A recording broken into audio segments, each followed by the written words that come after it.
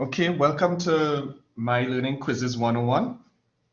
I'm your facilitator for today's session, and I'm happy to be the facilitator in this case.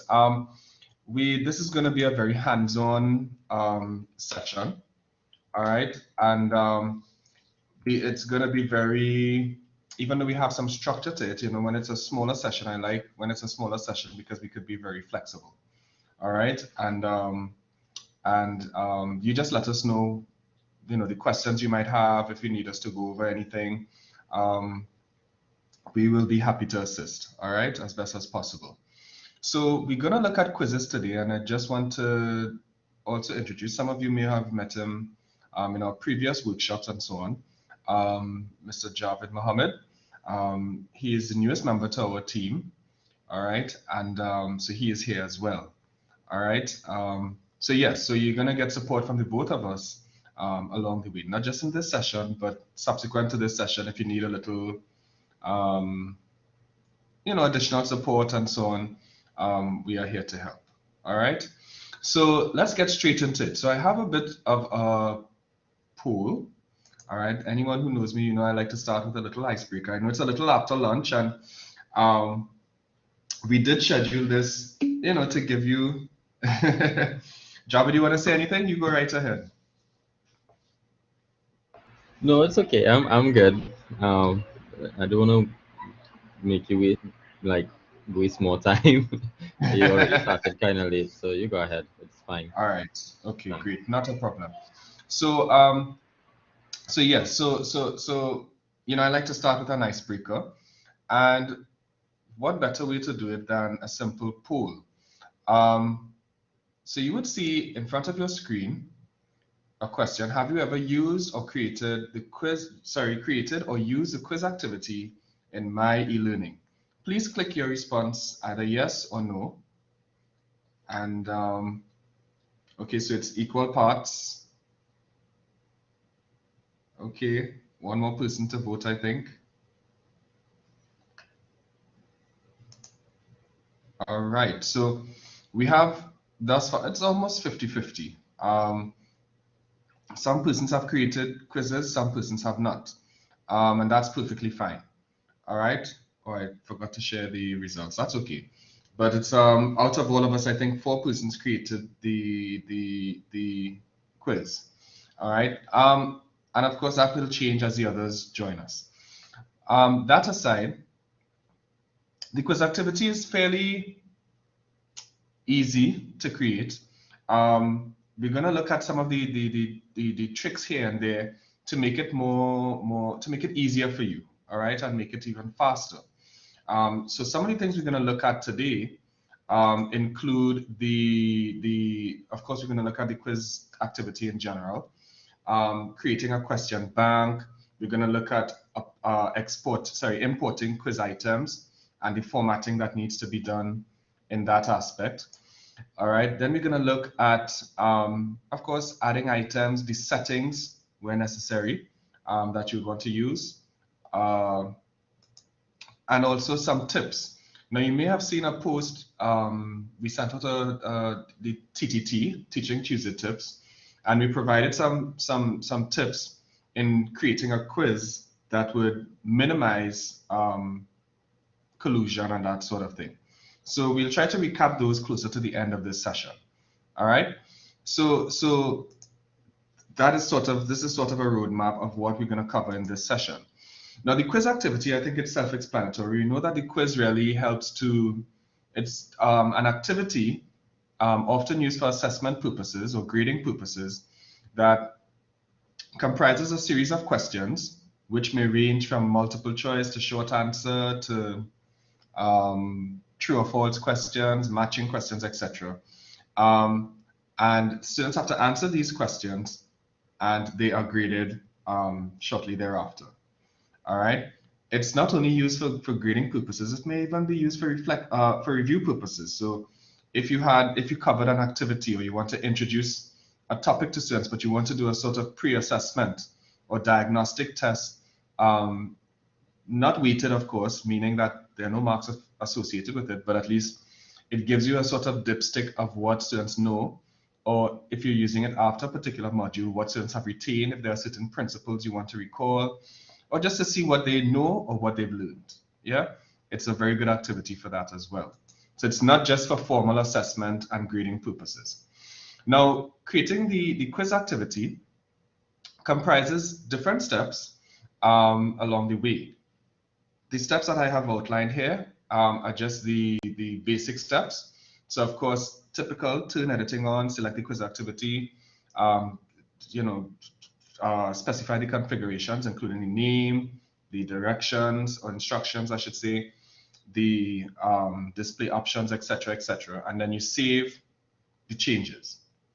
Now, the second part of creating a quiz activity, so you could look at it as two parts. One, of course, is creating the activity, all right? And the second part is creating the items, the quiz items in the activity, all right? So we could look at it as, let's say, you have constructed a house, which is creating the activity, and then you might want to do some interior design and that sort of thing. You move the furniture in, you paint, etc., etc. All of that we could look at it as creating the quiz items, creating a question banks, those different things that we look at as we go along the way. So the 7 phases, of course, you create the activity, add items to it. These are some of the things that we're going to cover more specifically in point form. All right, so the very basic, creating a quiz activity, adding items to it. Then we're going to look at the additional intricacies of the quiz activity, creating a question bank, categories, and so on. So you could easily, you know, there's the guide on alternative assessment that has been amended for this semester, providing some guidance on alternative assessments. Many of your assessments might be quizzes, and one of the principles or guidelines in that document tells us that the question bank should be a ratio of 2 to 1 or 3 to 1, at least 3 to 1. So you want to make sure that, so this is one of the things we're going to cover in this session today, the question bank. In some cases, if it's a multiple choice item, you may be desirous of importing them, which might be a quick fix for you, but it must follow a very specific format. So we'll cover that as well. All right. Okay, so one of the first things you need to do to create a myeLearning quiz is to have access to myeLearning. Does everyone have access to a myeLearning course?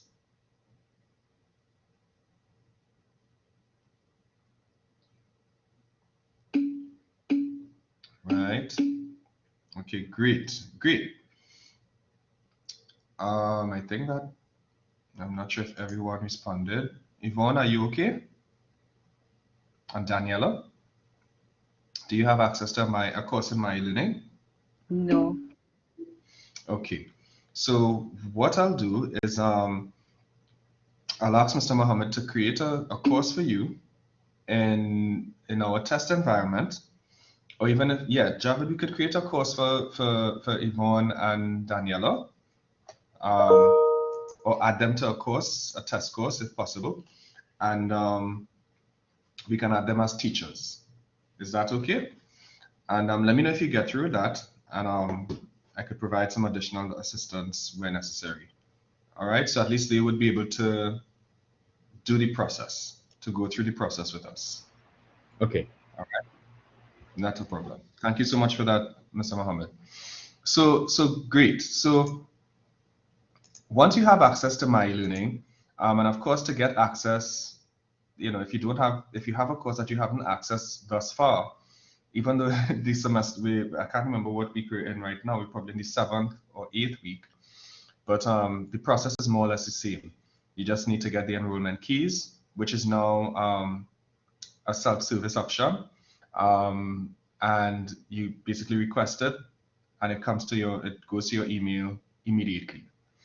Then you search for the course in myeLearning, and you'll be prompted to insert the enrollment key, and that's the only time you're going to need the enrollment key. You don't have to use the enrollment key every time you're logging into myeLearning.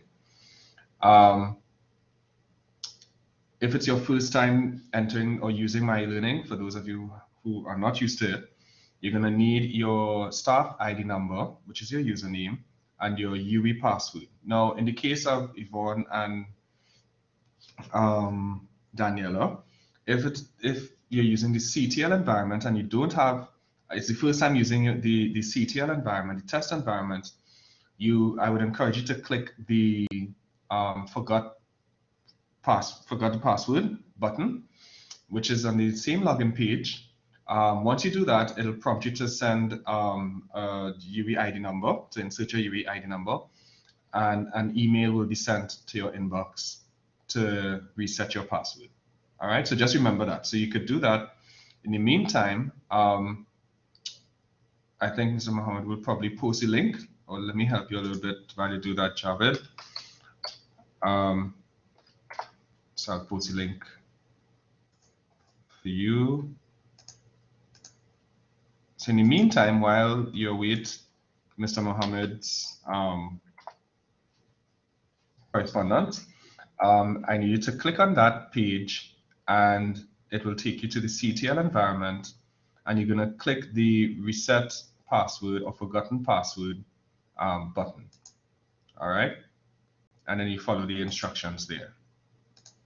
All right, and that's specifically for Daniela and Yvonne, who need an additional course site.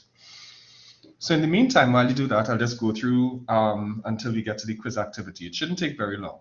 So once you've logged into the Tyrone and everyone else, you may know what a course site looks like in myeLearning. All right, it looks something like this, where in this case, this course site is empty. Yes? Justin, may I interrupt you a minute? Sure. Justin? Yes, can you hear me? It has me for, remember we had CETL 15 and those kinds of things? That's what came up. Okay, not a problem. Should So I you could use ahead? yes, you could use the same login credentials if you remember them. Well, it's saved. So I'll try to use it. Okay, Yes. go right ahead. Go right ahead. Thank you. Sorry about that. So that means, right, so you access. Sorry, Dr. Zephyrine. When adding persons to the courses, you need to use what credentials again? For Yvonne, she has the test credentials we gave her from the previous session we did. So she's using CETL 15. Okay. For Daniela, no, the usernames that we use. So I'm saying that for Yvonne it will be CETL 15, CETL, I think it's saved on your device, right, Yvonne? For Daniela, it would be her staff ID number. Okay. Yeah? But she needs to click the forgotten password feature. So I would just do one for Daniela. Yes. Okay. I am in now on my e-learning on the CETL user 15. Excellent. So Yvonne, you could probably go to the same course you were working on in our previous session, because that'll be your course site. Yeah.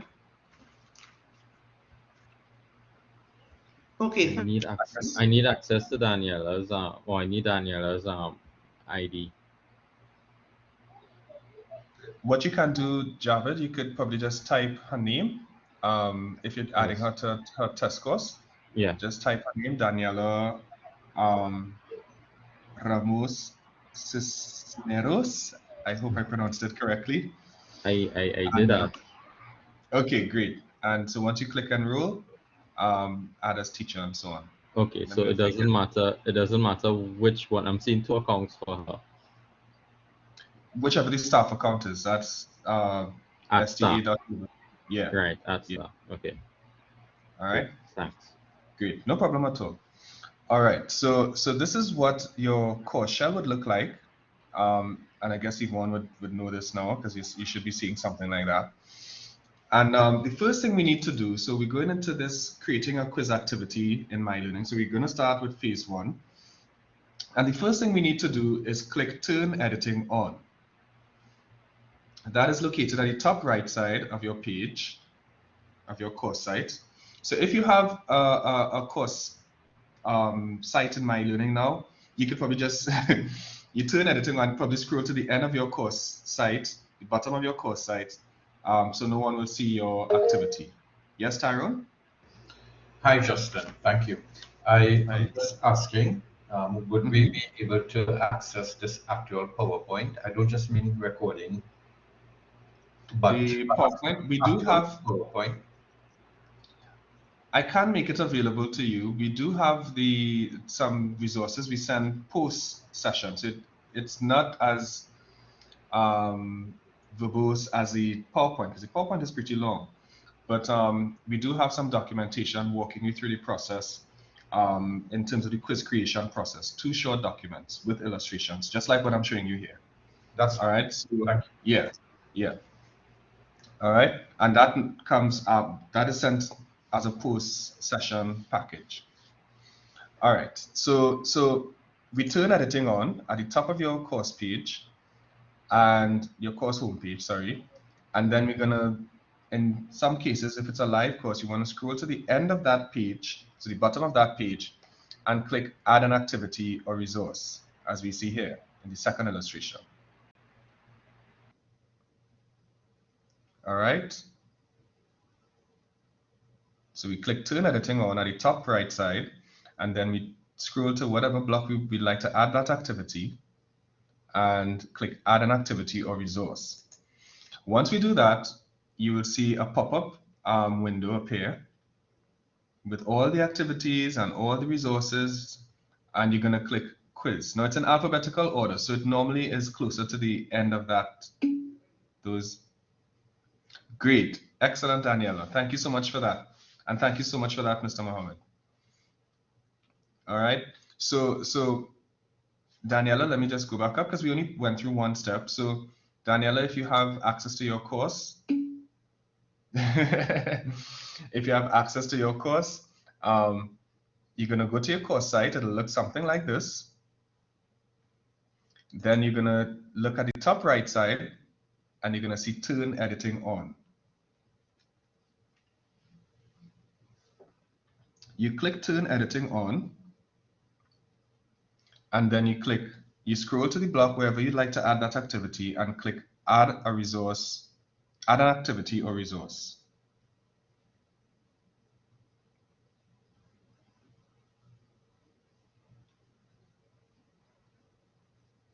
All right.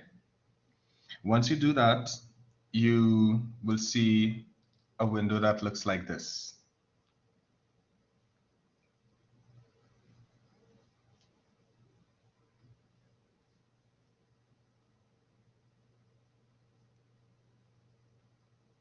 All right.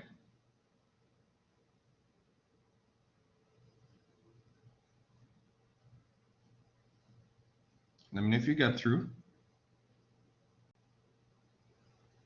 So once you select quiz, when you select quiz, as you see here, it's going to take you to a page, what we call the quiz creation page. Now, in this page, yes, Tyrone, go ahead. Very sorry, but are we supposed to be actually implementing this as you go along? Yes, yes, yes. Sorry, I didn't know. Okay. Yes. You don't need to read them. Yes, I'll backtrack and get it on my own. Thank you. okay. Yeah, Right. that's what I'm saying. Just go to the end of the bottom of your course page. Yeah, sure. Thanks. And you could walk through the process. All right, and when it gets to the point where I need to share my screen, I'll do that right after, right, to kind of walk you through the process as well. So you insert the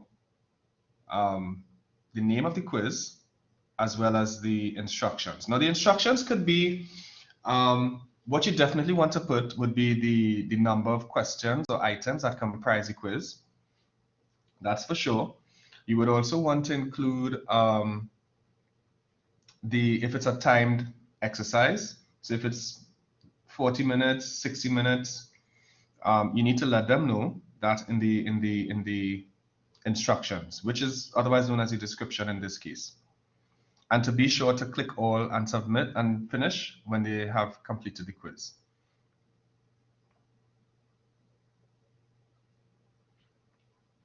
All right. So you could give it a name, let's say test quiz, or so it's a sample quiz you're working on, and the descriptions can be very generic.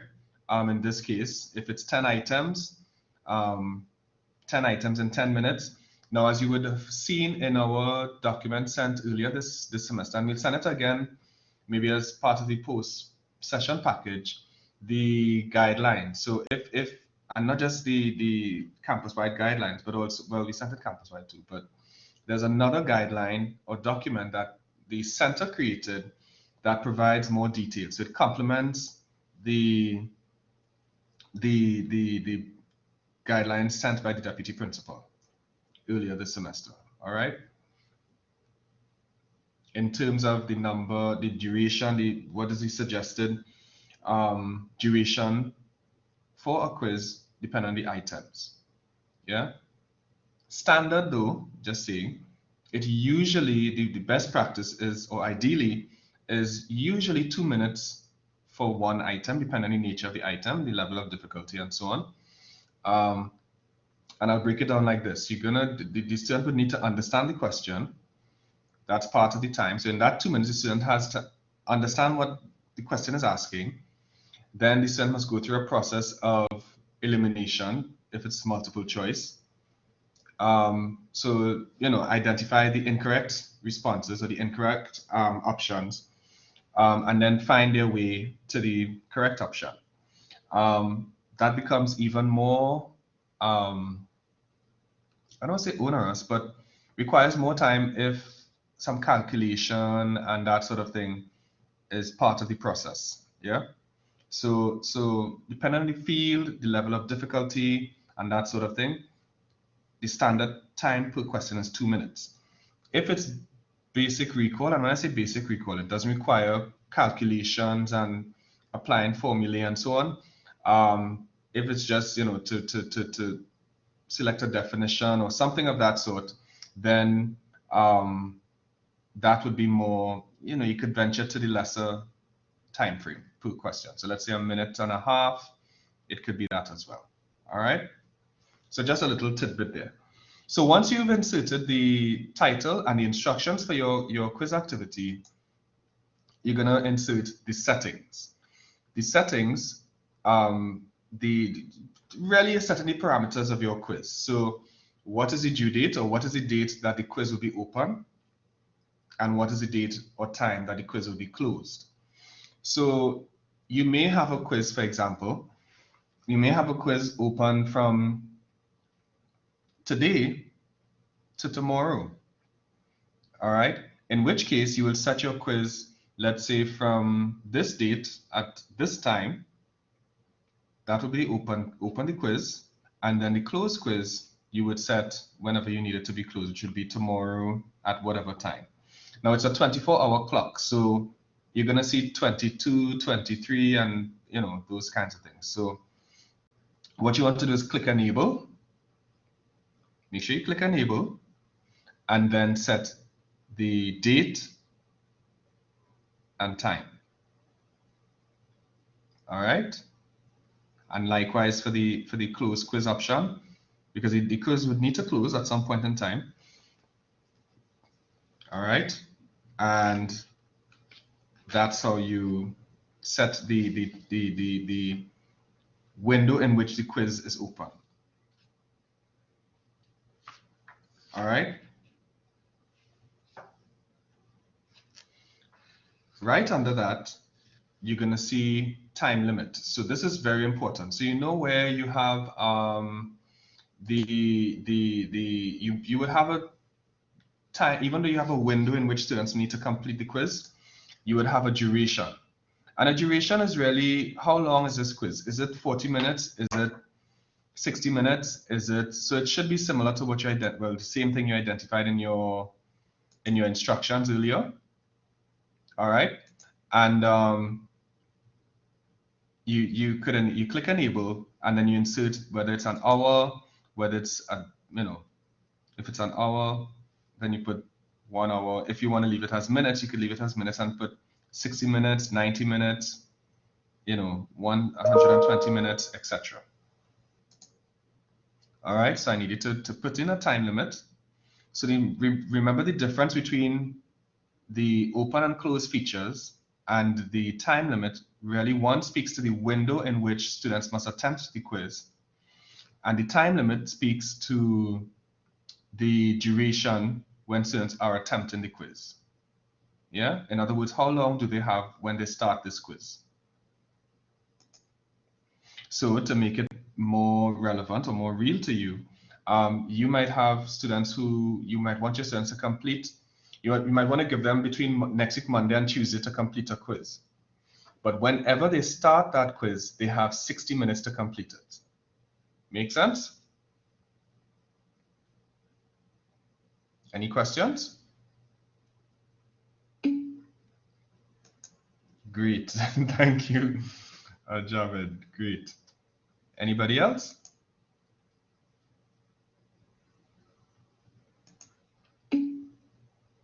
Okay, Tyro.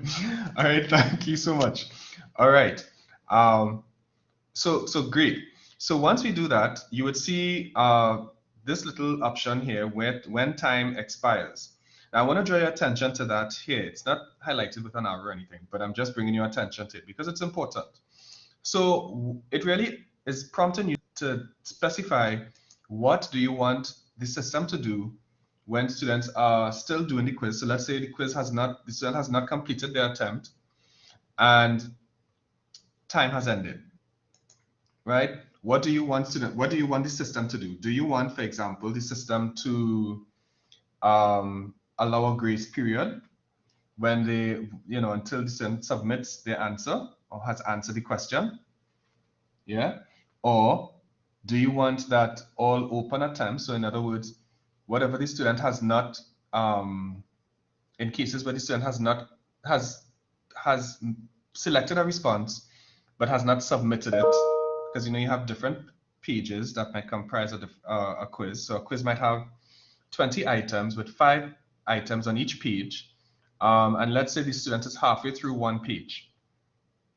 Would you like when the time has finished that the system automatically saves their attempt, their submitted attempts, even though they haven't really clicked the submit button, right? That's another option. There's another one where you might want the student to manually click the submit button before time expires, otherwise they are not counted. Yeah? So that is an option that you have 3 options there, I believe.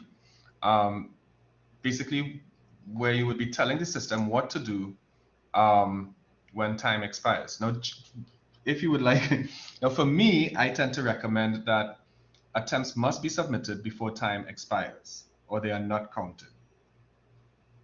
All right, that's usually the option I go with because you don't want to allow for a grace period because remember an online quiz is somewhat supposed to simulate a face-to-face exam. So in a face-to-face context, they don't have a 5-minute grace period to submit or to finish whatever questions they didn't answer when time is up. So you don't want to do that because then that brings issues of it jeopardizes the validity, the fairness, and whatnot. So you definitely don't want to do that. And the other one, which is open attempts, are submitted automatically. That one could pass with a heart shove if you like. So in other words, even though the student has not clicked the submit button, when time is up, it saves everything, whatever they've clicked, and grades it. I tend not to select that one too because then the student could easily say, well, I didn't mean to submit that. And then that opens the box for all kinds of queries and so on. So I prefer that the student has clicked and submitted before time expires. Otherwise, it's not counted. Question? Yes? Please. Sure. Go ahead. With the numbers that I have, numbers of students, I always have a few students. So let's say just a few, nothing to talk about, maybe about 15 students out of 700 who will write afterwards to say they forgot to click. But that would be 15 people, right? And that now could be traumatic for them. And for me, right? In terms of perhaps makeup and all of that. So Right. I have the setting that you don't recommend, which is even if the student does not, no, I tell them they are supposed to submit, right? Right. But Right. I go with the other one as a safety valve, which is Right. if time runs out, because out of that 700, maybe half will come last minute to do the quiz. They can still be assessed and earn a mark based on what would have been, I guess, automatically accepted. Right. So you're saying that you select the option open attempts are submitted automatically, correct? Right. And I want to know if that means the same thing what I just said. Does open Yes. attempts, okay, so the student doesn't have to do anything, but if time runs out, once time is Right. up, whatever anyone has done would be accepted, right? Correct. Correct. Does that So in other counter? words, Does that counter though the student who does it diligently on his or her own and submits? They actually press submit on time. Does one thing right. affect the other there? No, it doesn't affect the other because if the student submits on time, it's saved. That's it, right? So if the student submitted before time has expired, whatever so the difference there is really whether they clicked the submit button or not, right? Based on what you're asking, I think. Yeah. So if that is the question, then it doesn't affect it. If once your student clicks the submit button before time has expired, it is saved. If you're referring to the the situation where the student selected whatever answers, but did not click the submit button, then if you select open attempts are submitted automatically, then the responses would be saved even though they did not click the submit button. So if that's what you want for that, then that would be the option you would select, yes. Thanks. But you definitely don't want to select there is a grace period when open attempts can be, no, that could, yeah, that, because it wouldn't be fair to everybody. It's almost like students are getting an extra 5 minutes to complete the quiz, yeah?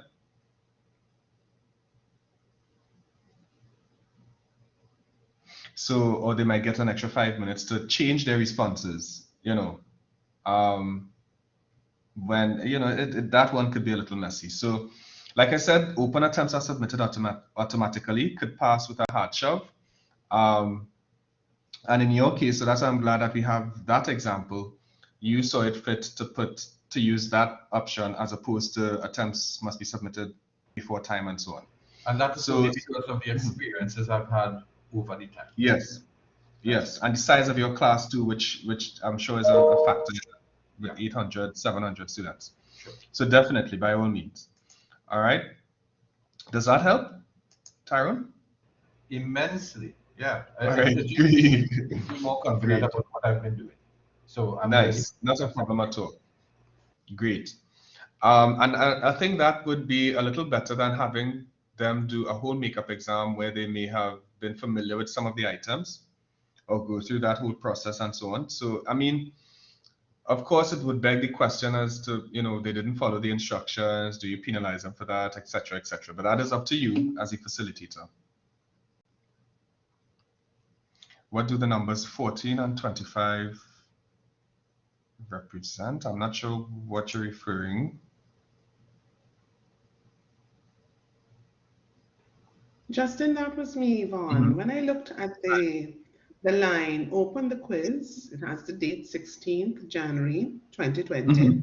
Then it has 14 and 25, and I'm not sure what that means. Okay, yes. And then so that's close the quiz, it has 17th January, and it has 23 and 59. I'm not too sure what that means and how I need to. Yeah. Let me explain it again. So I'll go horizontally. So the first thing is the date. So the 16th of January. So that's how it reads there. So let's say open quiz, the 16th of January, and then the year. So it's the day, month, and year. Then the other two columns or the other two options or fields, thank you, Javed, would be the time. Now, as I was saying earlier, that is a 24-hour clock.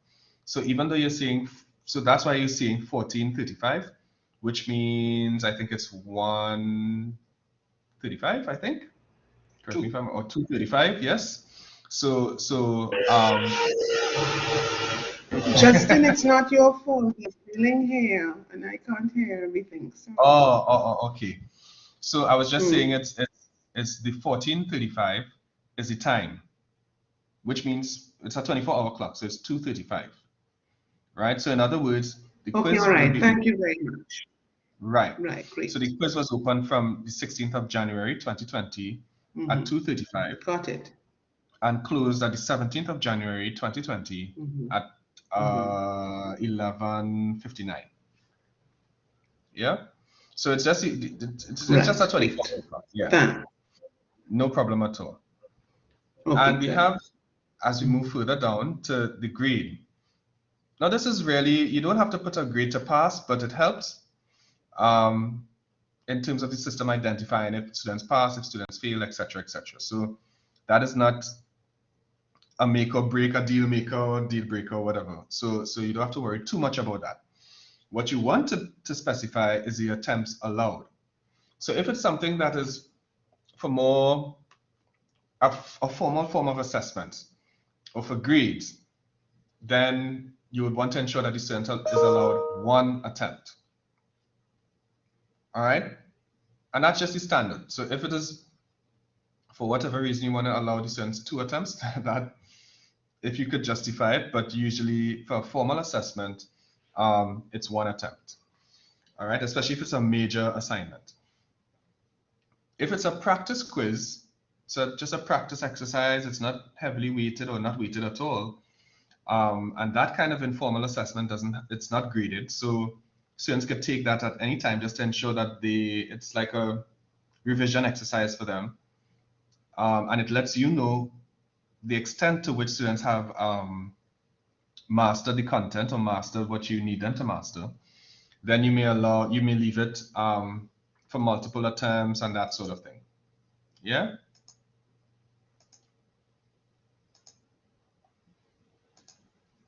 And you could leave it, I think, as it goes all the way to probably 10 attempts and then unlimited. So if it's something that you just want to leave it, it's practice, the students could come back to that anytime during the semester, you could leave it as unlimited. All right? Yes, thank you so much. And this is why I like having Mr. Mohammed here. He sifts it down to the main points. Great. So once you have that, good. So we're going a little further down to layout. Now, in a case where you have multiple questions, well, you would have multiple questions per quiz. But so let me make an example. So Tyrone, how many questions does your quiz normally have? I think this semester it's 30. Right, 30. Multiple And choice. how many? Right, perfect. And how many questions per page do you allow? I put all questions on one page. Oh, okay. I do that on purpose because, again, it's out of the experience. Some students said they didn't know they had to go to the next page. Some students said some questions were missing, and that's all because they did not, with the pagination or something, go on. So I always now have on my layout on the new page, never all questions on one page. Oh, okay, So that is quite interesting. Yeah. It's very easy for them. They don't have to turn anything. They just begin the quiz and keep scrolling down. That's all until they submit and finish or something. In a case like that, do you encounter any sort of potential collusion or suspected collusion and so on, or no? How I try to fight collusion is with the shuffling of questions and shuffling of options within the questions. Yeah, yeah. But I think in this day and age with screenshots and just snapping with your phone kind of thing and sharing through WhatsApp, those things I have no control over, or at least I don't know how to. But would having questions on one page or not on one page impact collusion? Well, okay, so let me just state the what I'm going to suggest and why I'm suggesting it, right? And I guess you could see what you could take away from it and what might be applicable, what you might want to apply in your context. So I normally, if it's something like 30 questions or 40 questions or however many questions, I normally keep it to 5 questions per page. And I'll tell you why. 5 questions per page. Roughly, you could go as many as 8, but I tend to stick to 5 questions per page. Reason for that reasons for that include the time for the page to load, especially if you have questions, quiz items with images. And this is particularly like if in the medical sciences and other fields, they tend to have graphics or illustrations that go with their questions, which, depending on the bandwidth that the student is working with, takes a while to load. So if you have a page, if you put all the questions on a page with multiple images, it takes a longer time to load, which eats into the time that the student has to actually complete the quiz. So I tend to use 5 questions per page as a standard. And of course, one of the things I also do, and maybe it might help with your case, Tyrone, is I highlight, and I forgot to mention this earlier, to highlight or emphasize, put in a different font color and so on, certain things in the instructions.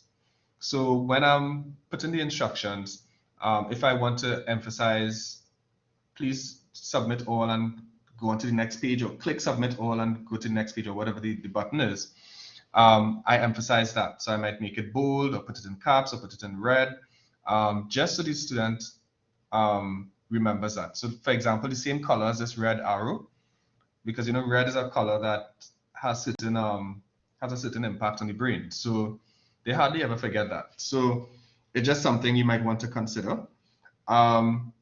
The other reason, of course, another reason would be the reduction of collusion, because it's very difficult. It's more difficult, I should say, for a student to screenshot the question and answers if thank you so much, Mr. Mohammed, great job. It's very difficult if all students are seeing all the questions at the same time, even if it's shuffled. Remember, it's just one page. So they just need to verify, well, okay, your question 7 is not my question 7. So you just scroll up and down to find it. So it's a lot easier for collusion to take place amongst different students, especially when it's a remote context. You get what I'm saying? So I find that when it's randomized, so you have the randomization of questions and then shuffling of questions within questions, different options, and then pagination work together to reduce collusion. Yeah, because they're not all seeing the same page with the same questions. Does that make sense? It does. And I want to ask something. Let's say we have 5 questions per page. So my quiz with 30 questions will be 6 pages. Is the student expected at the end of each page to submit, to click submit and then move on, or can they move on without clicking submit? They have to click submit in order to move on. That's a mechanism. Yes. So when they get to the bottom of the page, or even if they scroll up, once they get to the bottom of the page, there is a button to go on to the next, to save and go on to the next page. That's how the navigation works. So they could go, now there's another part I'll show you in a little bit. You could go backward, actually it's right there. Free navigation, so the student can go forward or backward and navigate through the entire page, through the entire different pages of the entire quiz. You could decide if that is free or not, but there is a button that the student has to click that would save the responses and move on. And now I'm saying this now to connect it to what I said earlier with when time expires. Now, one of the reasons I click, I set it to attempts must be submitted before time expires, is so that when the student goes to another page, remember they have to submit the answers. So they submit and it saves before they go on to another page. So even if the quiz stops half, if time ends without them completing the entire quiz, it would save up to the last time that they clicked save. You get what I'm saying? Or when they went to a new page. If they realize time is about to run out and they haven't answered all the questions on one page, they could still click save and it will save the responses. So yeah, so you could sort of adjust it to suit. It's very intuitive. Does that answer your question, Tyrone, or no? Yeah, it does. Great, great. So the navigation method, that is just really speaking to whether you want students to be able to move forward only or backward. Well, free navigation. Free navigation is if you want, the student to, now you may not see that originally. You have to click the layout option and then click show more. You would see show more, I think, right under there, under layout. And when you click show more, you would see navigation method. Now, navigation, you would see free or sequential. Those are the options. Free means that the student can move back and forth, backward, forward. Let's say if they move forward and they realize that a page, they answered a question incorrectly in a previous page, they could move back to that page and make that correction. But if it's sequential, that means that the student can only move forward. There's no backward navigation. Yeah, does that make sense?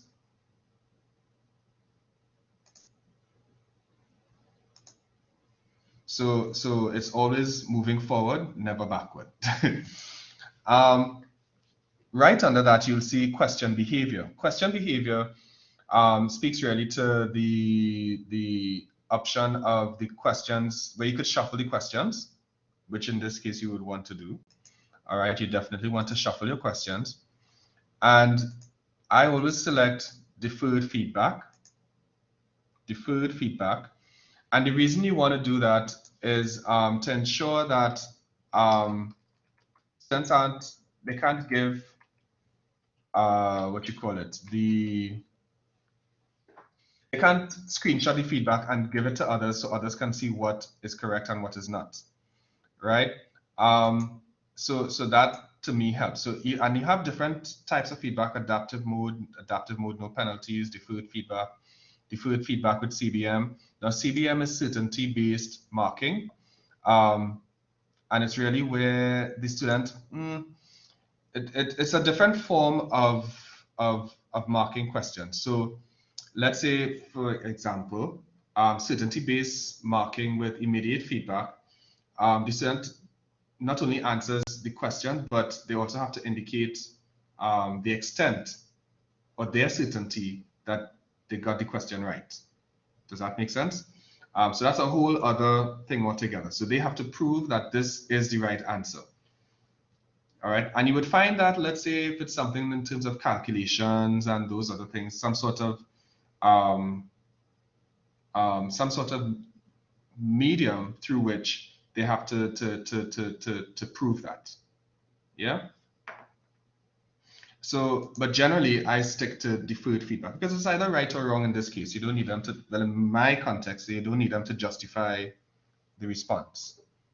Because sometimes when they select the response, they might have to do calculations, which, does not warrant a certainty-based approach, a CBM approach. So I leave it as deferred feedback. Yes, go right ahead. I wanted to find out. So in my mind, deferred feedback means that they will get feedback on their performance at another time. Yes. What does how questions behave mean? That's the tag stem there, right? Right. The options. How questions behave. Okay, good question, Tyrone. Thank you so much for that. So what it does is you have an option in myeLearning where as you select a question, select a response and submit that response, it will let you know whether it's right or wrong. Right? So for each item, each question. So I'm trying to find an example. So let's say if you ask the question, which of the following is not a literary device or is a literary device? Then you might say metaphor, and then you would see a little feedback comment at the bottom. When you submit that answer, it would let you know whether the response was right or wrong. So you don't want the students to get that right away because that would encourage collusion. So that is a kind of worms that you don't want. So you definitely want to click deferred feedback. Does that make sense? Perfect. Thank you. Great. So right under that, and this is where yes, go ahead, Marsha. Hi, I'm just curious as to when do they get the feedback after the quiz is complete? Right, and that's exactly what we're going to now. Okay, So no problem. you would see the review options here. When you click on that drop-down menu, you would see several different things. So you would see during the attempt. So this is what I was referring to, Tyrone, where it says, so during the attempt would be like every time they answer a question, before they submit before they complete the quiz, they already know what questions are right and wrong, which you probably don't want. Immediately after the attempt, you probably don't want that either. So now it's kind of intuitive. Some things you would notice when you tick off one checkbox, some of the others are grayed out or unticked as well. So make sure everything is unticked for during the attempt because you don't want that. Make sure everything is unticked for immediately after the attempt because you don't want that either, right? Make sure that everything is unticked for later while the quiz is still open, because this means that if I complete the quiz, but Javid has not, then I get feedback because the quiz is still open. So, and this speaks like if the quiz is open for like a 48-hour period, then if Mr. Muhammad and I do the same quiz, but we do it at different times, if I do it before, I could give him the answers and then he could go and see, well, give him the feedback that I got. And he gets a better chance at it now. I don't know why students do this, but he gets a better chance now because let's say if he gets a question, he knows exactly what is right and what is wrong, right? So you don't want these top three here during the attempt, immediately after the attempt, later while the quiz is still open. Make sure all the options there are unticked. All right, make sure these are unticked. So I'll give you a couple seconds to make sure that. To ensure that those are unticked.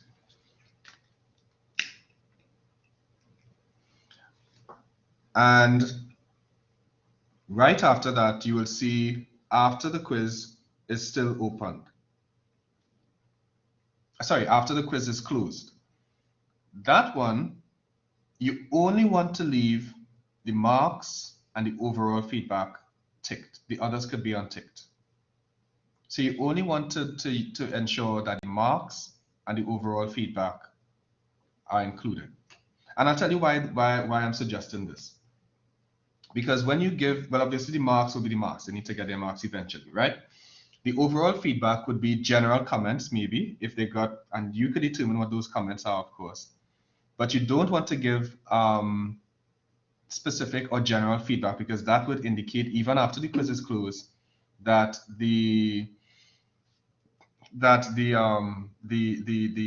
what is the correct answer, what is the wrong answer. Sometimes this could be shared amongst different cohorts or different persons doing the quiz and so on. So you just want to leave the marks, so how much they got overall, and maybe overall feedback. What about the attempt? Could you provide some details there? What do you mean in terms of what? No, you were saying to make sure, well, you could have marks and overall feedback enabled. What about enable? What happens if you enable the attempt? Right. No, you can leave that unticked as well. Leave that unticked as well, because the attempt, I'm trying to remember what that does. I may be wrong, but it may give, maybe, I think it would compromise the quiz, to be quite honest with you. You don't want to give feedback on the attempt per se. Anything more than those two things that are ticked would give too much information. So it compromises the quiz. Let's say when you want to copy this quiz in the next iteration of the course, it's more predictable, especially if you have students who are either repeating the course or when you have cohorts that are relating to each other and they could literally just give the same questions to the subsequent cohort, because these things do happen. And so it could raise certain, no, it could compromise certain things. Yeah. Right.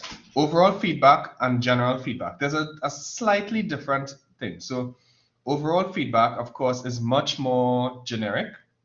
It will be on the entire attempt.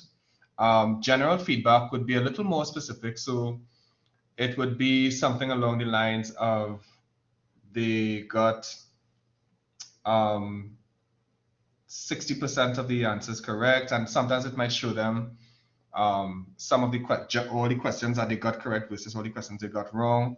So for that, for specific, general, and overall feedback, those are the slight differences, the details therein. So specific would be for every question. General might be for comments for the majority of questions, right? Overall feedback would be for the entire attempt. In terms of, okay, well, it was good, excellent, poor. And like I said, sometimes you could determine what is, you could customize some of the feedback. Some of it, not all. Yeah? So the difference between the different types of feedback, and I'm saying types of feedback meaning overall, general, and specific, is really just the attention to detail. But exactly, Tyrant. So you definitely want to give them the marks. You don't have to take overall feedback. That is optional, but you definitely want to give them the marks. Right? Because from the marks, they'll know whether they did pretty good or not. Yes. Yes. All right. In some cases, in some fields, I should say, feedback may be, depending on the nature of the quiz. You see, if it's a practice quiz, you might want to give feedback. If it's something for formal assessments, then of course, feedback is not, in this regard, should not be as detailed. Yeah? In this remote context. Okay? So as we move further, we go further down. I think the next option is, so we've done layout and question behavior. We've done review options. We've done appearance. Well, appearance is really just, you know, the grade, if it's the decimal place, etc. You don't have to go through that. That could stay as default. All right. The exam safe browser, make sure that is set to no. The exam safe browser would be applicable only if all students were doing the quiz at the same place, on the same network, at the same time. So if it's in a lab, a computer lab, for example, and they all have to use the same browser, the same system, the same network, same everything, on different devices that are in this lab or in the same network, then that would be applicable. But generally, that's not the case, so you want to leave it as no, which is the default. When it comes to a password, to set a password, now in some cases, this is not always necessary, but for whatever reason you might want to have a password, you could set that there as well. So you just click to enter password and you type your password. And you can click on the eye to verify what exactly you're typing, and you can copy it and so on. You could even copy it and put it in your instructions as well. Justin? And I would say this, the password will only be necessary most times necessary when let's say if it's a makeup exam and you have a duplicate quiz for you know, students who had whatever anomalies and need to do a makeup exam, or if it's something where the student, it's a final exam and you want to add that extra level of security as well. So those are mainly the two reasons for enabling a password. Yes, Tyrone? Yeah, my question concerns the one of the blocks there under appearance. When I click on show more kind of thing, I get that, right? Which is okay. Yeah, go ahead. Show blocks during quiz attempts. And I guess in default is no, but what does that mean? Show blocks during quiz attempt. Under appearance. Under appearance. I think that is I'm trying to remember, I may be wrong. I think it really just shows that the blocks will be, it's during the attempt that I think the block is normally highlighted for the quiz. Yeah? Okay, am I safe by just leaving it as no? Yes, leave it as default, which is no. Yes. I'm good with that. Thanks. Everything under appearance, that's why I didn't highlight it too much in this slide. Everything could stay as default. If you want to set decimal places to 2, I can't remember what the default is for decimal places, but I normally, once it's set to 2, I'm good with that. But that is not necessary. That is, you know, unless you have a situation where it's a half mark per question and that sort of thing, that might be where you would want that decimal place part in it. But generally for me, I tend to have at least 1 mark per item. So, you know, it's okay for me. Yeah. But everything under parents could stay as default. Okay. Same thing for safe exam browser, could stay as default, which is normally set to no. And we were at restrictions on attempts. So you could, it's optional if you want to set a password, right? You don't want to set a network address, do not do that, because then you're going to end up into problems, you know, that would require like LAN administrators and network administrators and all these different things to be part and parcel of the process. So that would relate to IP addresses and all these different things. Now that would work similar to Safe Exam Browser if it is all central on the same network in a lab, you know, that sort of thing. But that is not the case in our context, so we don't need that. All right. Browser security could stay as none. All right. And we scroll down to, this is what I was talking about earlier, Tyrone, with overall feedback. Yeah. The overall feedback, if I'm just kind of explaining that option, it's really where if the student got 100% or 80 to 100%, what is it? It might be something general. Like I said, excellent job. You got most of it correct. Please review some of these areas that you might not be, that might be subpar for you, right? So it's basically a grade range or a range of the marks or percentage where that would determine. So for example, if a student got 6 out of 10 questions correct, they got 60%, then that student falls within a range where they would get some generic feedback. Like fair attempt, please be sure to review or go over the other chapters on X, Y, and Z. Yeah? So that's how generic overall feedback is. So you don't have to most times persons don't have the time to do all of that. So you don't have to put that in. That field only becomes, or is used, I would say, more frequently by persons in psychology who may, depending on the nature of the quiz, may want to include that sort of feedback. Yeah? Okay. So right under that, you would see common module settings.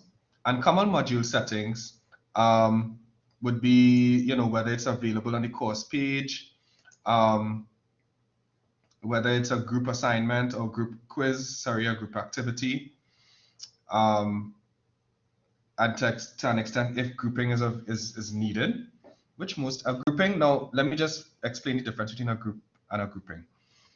A grouping may be sort of a categorization of groups.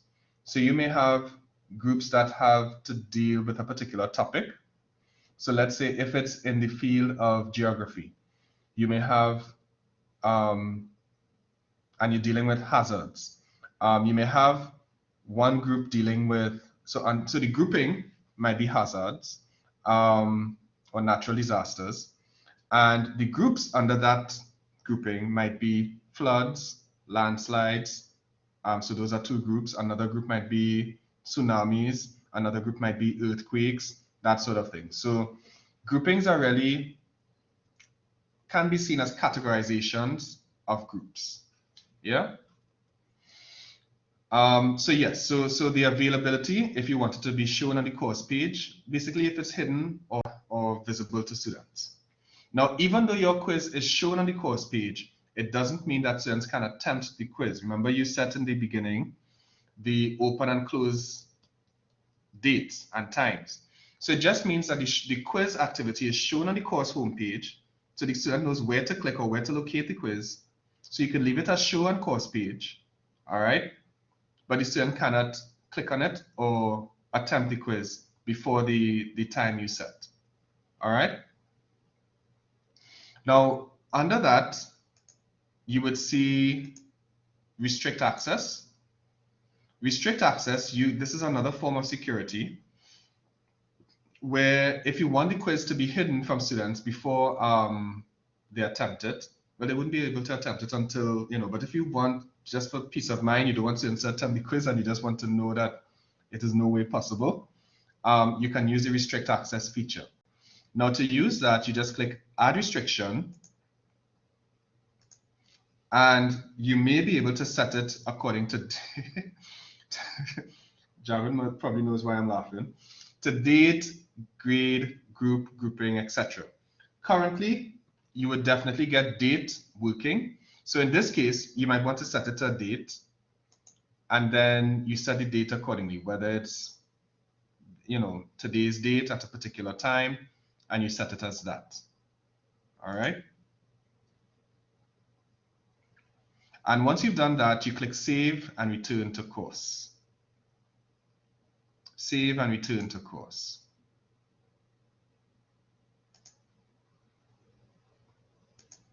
Once you do that, the quiz appears in your course homepage.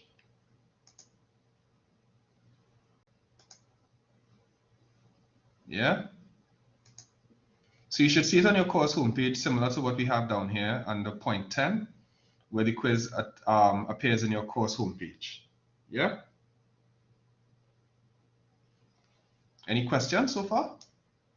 So what we've done is set, and while you probably type or ask your questions, what we've done is create the house for our quiz.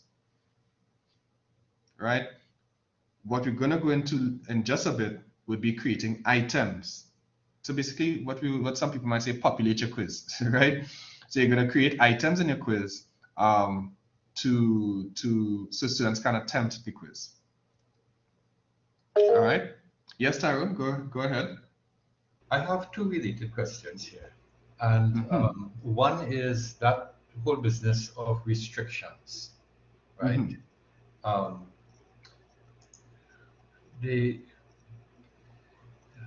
Let's say, for example, all right, so, okay, let's be practical. I open my quiz attempt for a period of 36 hours, right? Because I have full-time, part-time, evening university students, and then just students who forget, kind of thing.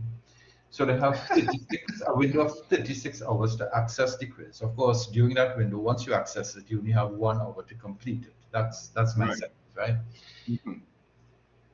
Let's say there are issues that come up, and we send the related issues sometimes to campus IT for them to address to see if it's a bona fide issue or not, kind of thing. Right.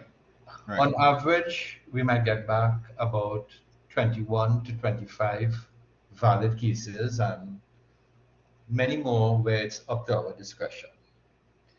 So sometimes there's a need for a makeup quiz, or for the students who did not get through for one reason or the other, or they did not access the quiz. So we want to reopen the quiz.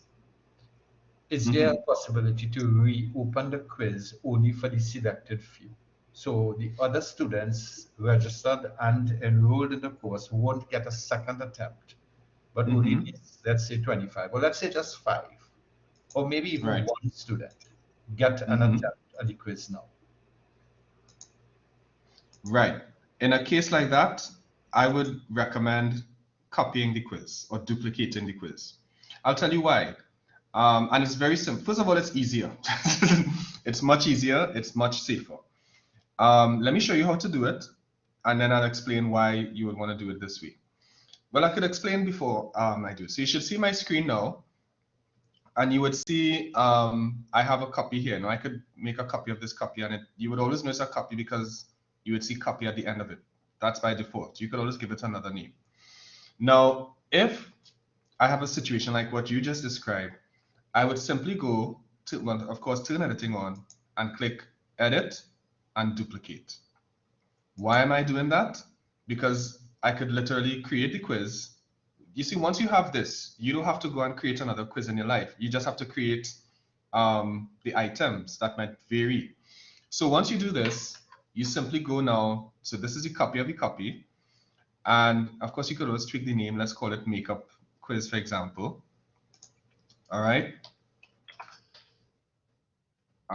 Makeup. Right.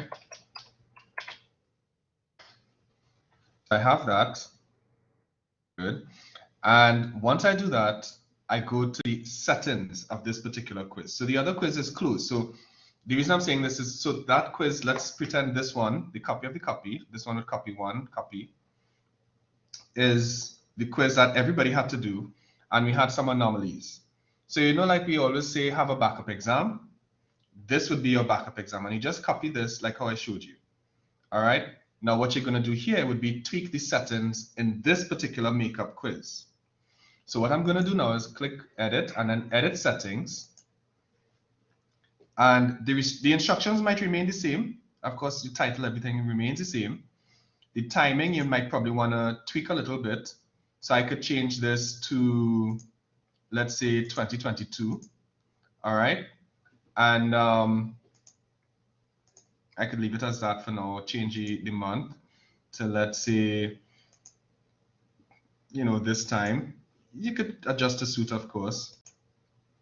And so we have this now in you change the time, you change the duration, the grade, everything could remain the same because remember it's a makeup exam. So you're basically just changing this. And the other thing you're going to be changing would be the restrictions on the attempt, which is where you would put the password. So you could put a password. I'm putting my password here. Test123, exclamation mark or something, I don't know. And you could always copy and paste this and send it to your students. All right, so that's it. So it's three things you want to focus on when you're making this makeup exam. In a case like what you're talking about. The first thing would be the timing. The second thing would be the restrictions on the attempt, which in this case is just the password. All right. And the second thing would be restrict access. So you could add a restriction by date. So only the persons who can access it, who need to access it, could access it at that particular time. You could add a restriction by group, but I think it's a little too much work because if you already have a password and you already have the restriction by date, and it's a separate quiz, you could easily identify any student who did an attempt that was not supposed to do an attempt. Does that make sense?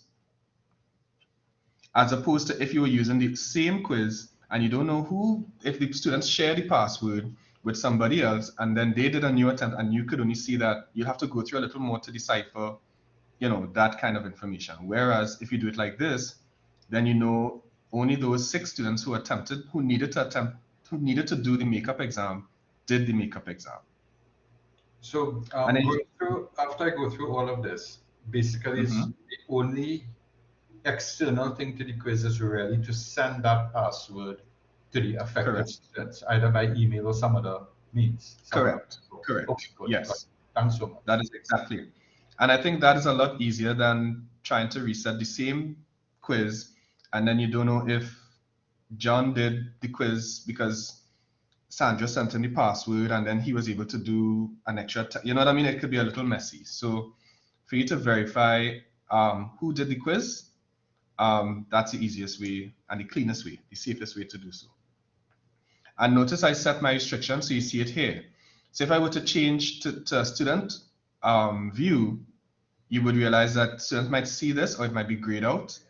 And if they click on it, they would not be able to attempt the quiz until then. So but the mere fact that it's called makeup exam means that not everybody could attempt it.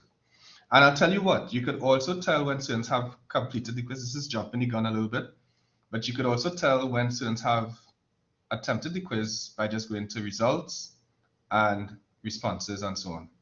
Or even if you want analytics on the quiz, that's where you go to get it. So I'm jumping the gun a little bit, but I'm doing that just to show you like where you could get a timestamp on who completed the quiz at a particular time.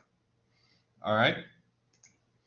Okay, so once you, does that answer your question, Tyrone? Yes, very much. Thank you. Okay, great. So once you have your quiz here, the next step now is to add items to your quiz. So let's use this one, this makeup exam, as an example. All right, so what you're going to do is click on your quiz, the quiz you just created on your course homepage. Click on that quiz. And it will take you to a page that looks something like this. Yeah? Is everyone on a page like that?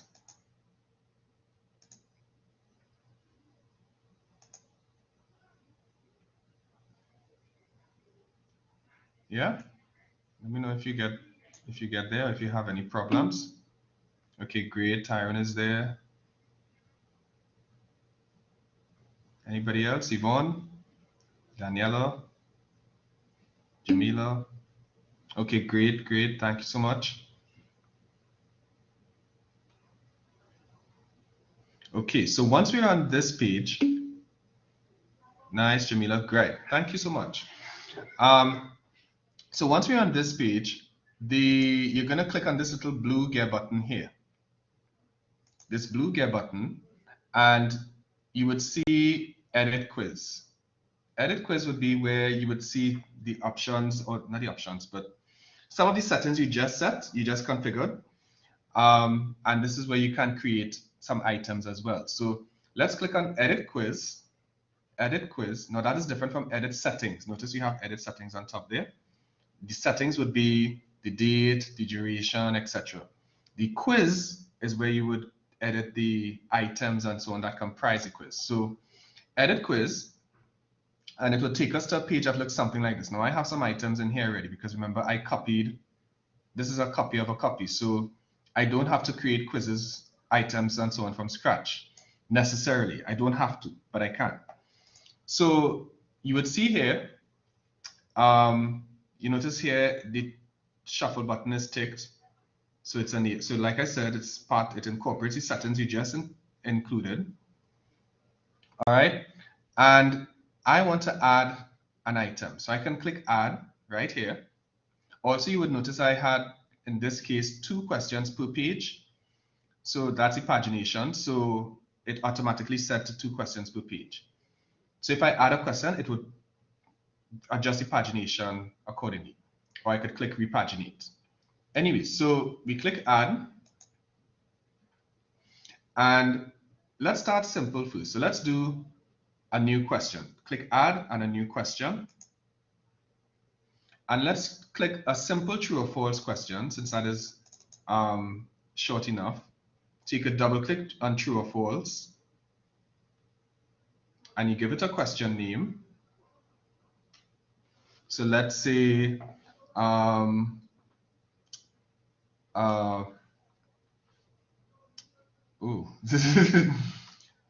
brands of water.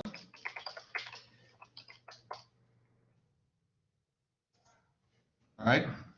So I'm just showing you the basic way to create a quiz, and we're doing it incrementally. So we're gonna give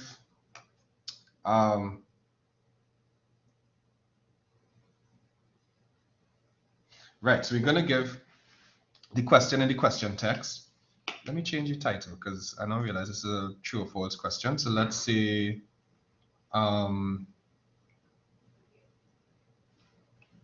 berries, right? So the question text could be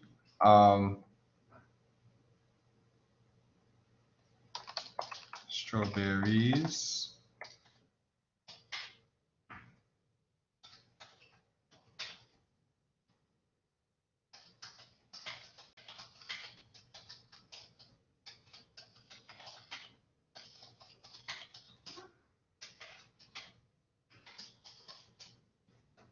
right?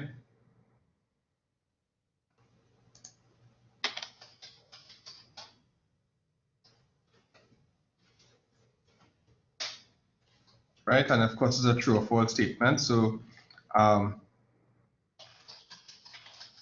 Just for formality.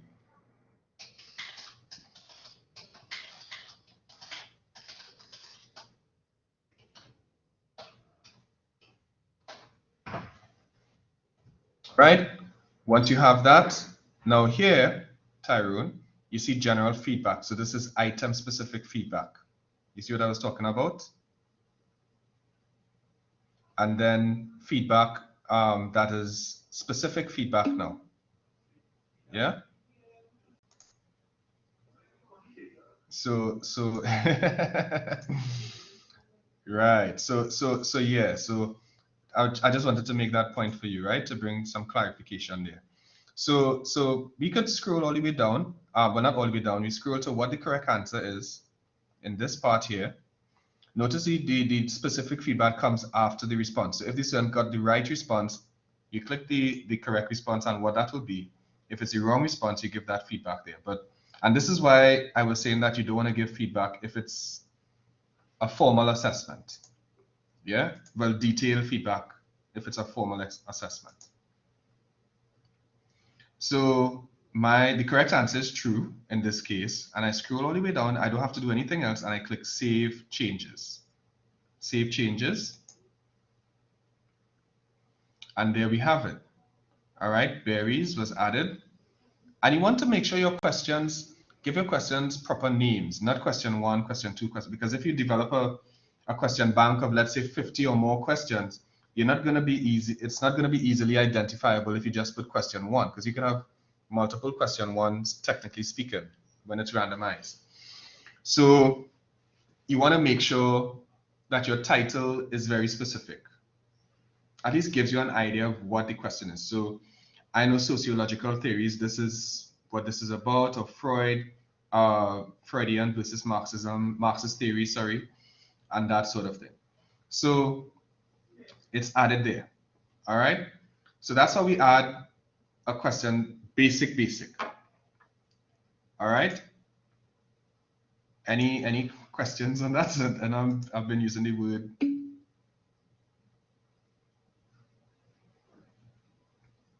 Okay, no problem at all. No problem at all. All right. So I'm glad that you're following so far. Yes, Marshall, go ahead. Hi, I just wanted to find out, when you do a question bank, is only for one specific course. You can't have a question bank that can transcend multiple courses. Right. Good question, because we're going to get, actually, Marsha, you're very preemptive. I mean, we're going to go into that right now, actually. So once you have a question bank, and that's the beauty of using a question bank versus what we just did. Now, two things. You could, if you have a question bank, it can pull from one course to the next, because the question bank is usually associated with your account in myeLearning, right?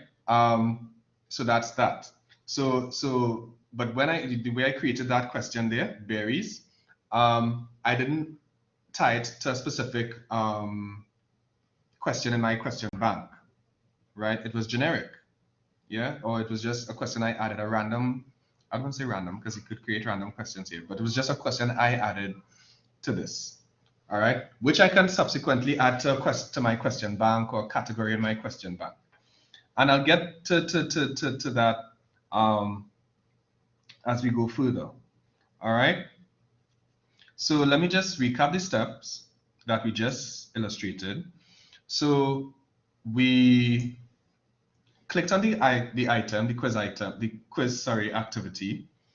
All right. We clicked on edit quiz, and then we selected, when this page appeared, we added a new question. All right. Once we added that new question, we went through to create it. We did, this page looked familiar to you. We either double click on true or false, or click add. We added the question text, and then notice you see category there at the top. So we'll get to that in just a bit. And then we selected the correct answer, or identified the correct answer, and then save changes. And then the question appeared in our list that we're using for this quiz. All right. So just to bridge the gap, where are we now? We know the basic features of the quiz activity and we created quiz items. All right. In this case, we created a true or false question, as you know. And the thing is, like I said, you could always copy and duplicate your quizzes, which makes it even easier. So you don't have to, the process we went through earlier, you don't have to go through that. You shouldn't have to go through that unless it's something you're creating from scratch. All right. So I just wanted to show you that because it's really, quite frankly, a more efficient way to use the quiz activity, because the quiz in itself could be very onerous if you have to go through that all the time. All right.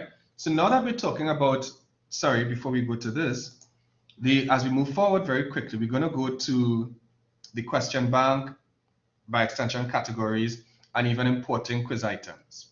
So one of the things with the question bank, I want you to see it as, in mathematics, we used to call this, you know, about Venn diagrams, right? And you had the universal set and the, yeah, I think that's what you call it. Math is not my favorite thing, but hey, you know, you just have to do it. So the thing with the question bank is that, one, it pulls from amongst different courses. So you could be in another course and still have your question bank from how many previous courses. Yeah, because the question bank is tied to your account. The other thing is that within the question bank, you could create different categories, all right, and assign items to those categories. So for example, let's say Tyrone, you might have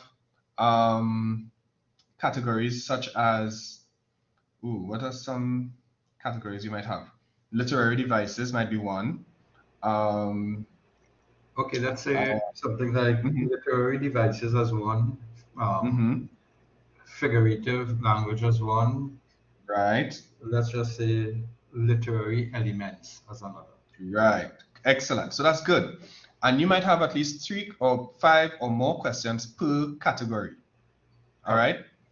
And you might want now to take, let's say you created a quiz, you might want to have, let's say your quiz is about 10 items, I'm just calling an example, or 12 items.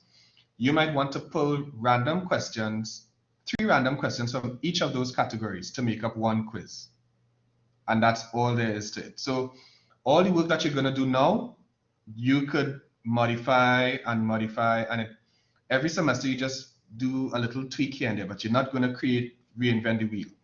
So what I'm trying to say is that you can create items in your question bank that you could pull from. So your question bank might contain or comprise different categories, as you just said, Tyrone. And in those categories, you have different items. And for your quiz now, you could pull 3 items from from each category to make up your quiz. So let's get into that now. And it's very quick. It's it seems very complex, but we'll take it step by step and you'll be a master at this in no time. So the first thing you want to do, remember that page I showed you? So let me go back to share my screen. Yes, well, to an extent, Mr. Mohammed, this is where you're creating your question bank, and your question bank should have at least 3 more items, not 3 more items, 3 times more items than the actual quiz. So in Tyrone's case, you have those 3 categories, and you might have 10 items in each of those categories, right? But your quiz only calls for 15 items or 12 items, as I said, from those 3 categories, and you could pull them, even though your quiz is made up of your actual quiz, the quiz that students are doing, would comprise 12 items, but it's pulling from a bank of 30, 36 items, 40 items, which are also categorized. So, and the reason you want to use the categories too is because, sometimes students feel that one of the excuses they had when we started remote teaching and learning was that they felt it was a different exam and some persons got harder questions than others and whatnot and whatnot. But when you use categories, you know exactly the level at which the exact level or competencies required for each item, whether they're the same, whether one is more difficult, etc., etc. So you could create your categories accordingly. All right. So let me just share my screen. So I'll show you exactly where to go. Although the illustration is here as well, but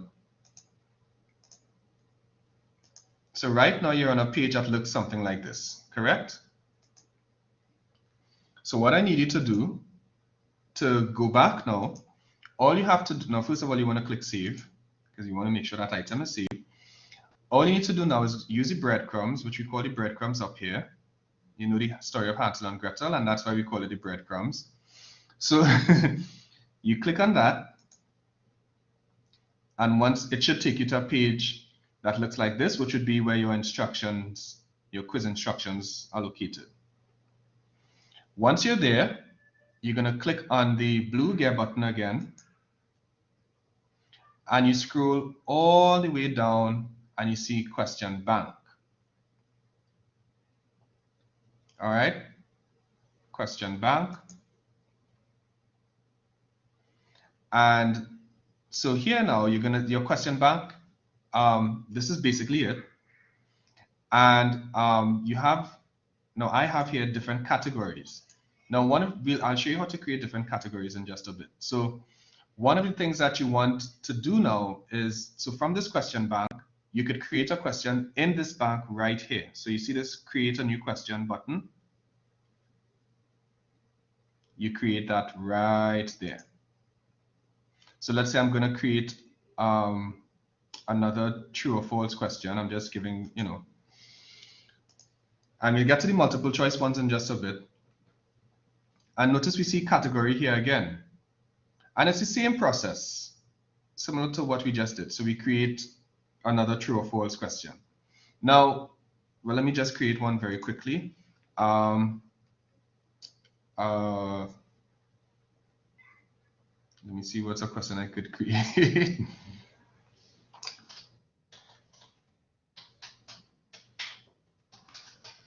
Right, CETL staff. And my text might be, right,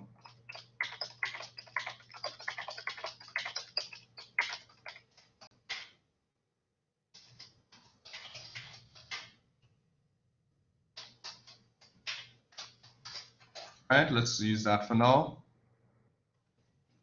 Oh, sorry, it's a, let me make this. Right.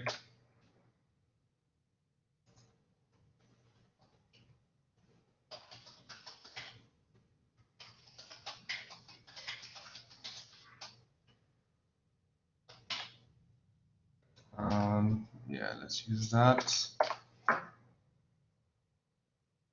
Is it true or false? It's true. And you click Save Changes.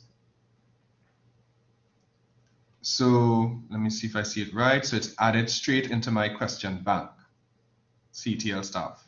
So it's highlighted there. So what I was showing you just now was really how to add sort of, let's say you're doing a makeup exam, or you just wanted to add, you're tweaking a quiz for a particular iteration of your course or the activity, you could add a quiz, an item there. When you create it in your question bank, you can pull it from different courses. So you add the quiz item to your question bank, which in turn can be pulled to different courses or pulled from different courses. All right, and you see it's highlighted here as the most recent addition to it. Question, please, Justin. Sure. The question bank is specific to a course, right? No, the question bank is something that, the question bank is specific to your account. So whatever course you teach. Oh. Yes, yeah. So let's say, for example, Tyrone, you might teach one of the found courses or multiple foundation, courses, but you could pull from different, bits and pieces. You would have the question bank that you have, and your account in myeLearning would go together. They're almost married, basically. So whatever course you teach in myeLearning, you could pull from that question bank to make up a different quiz at any point in time. Does that make sense?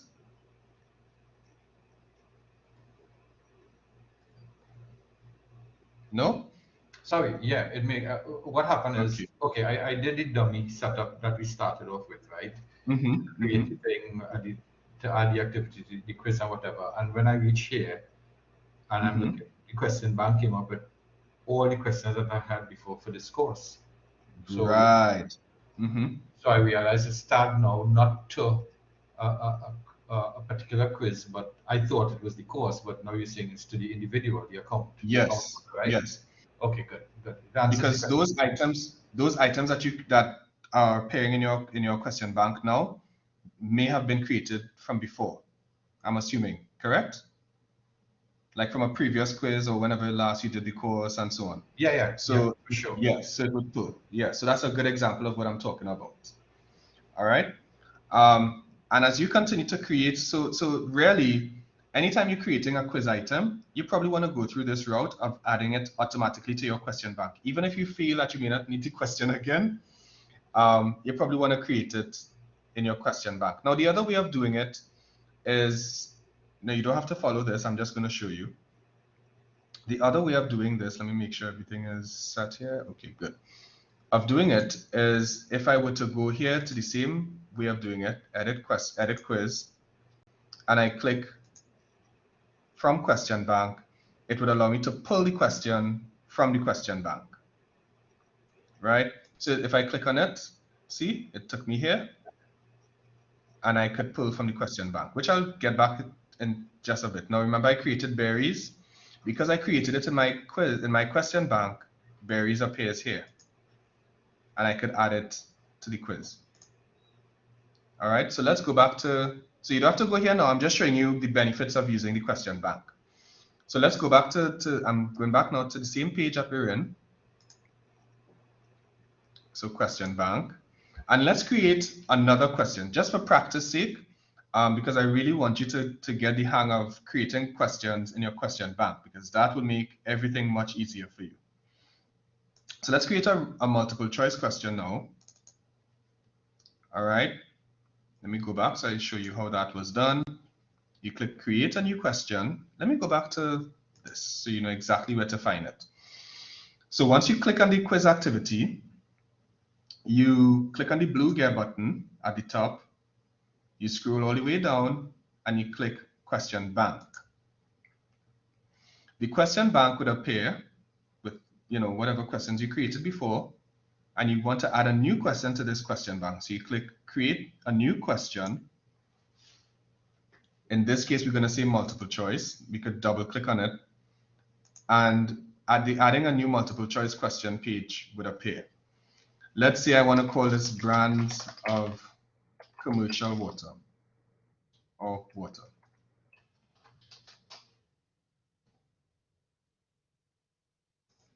And I could type the question text, which of the following is a local brand of water.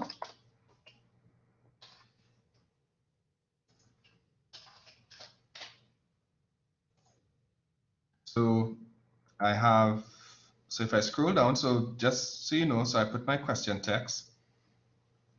Again, you could you know, leave this as is, the general feedback and so on.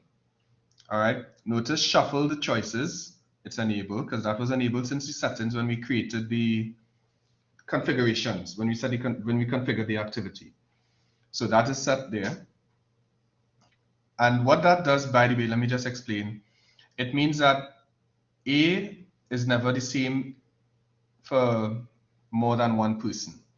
So if Marsha, Yvonne, and Tyrone were doing the same quiz, they might get, even if they get, chances are that they get the same question, it's not predictable that A would always be the correct answer. So for Marsha, the correct answer might be B, but for Yvonne, the correct answer might be C, because there's shuffling in the answers or in the choices. All right. And I guess you'll see it every time when we create this thing, and every time we go to preview the quiz, A will always be different, or B will, the options will always be different. So let's call it blue waters. Another one would be what? Fiji. Another one might be, oh, sorry. So the correct answer, you always want to give 100%. All right. So in this case, blue waters is the correct answer. So that's the correct option there. So I give it 100%. Yeah.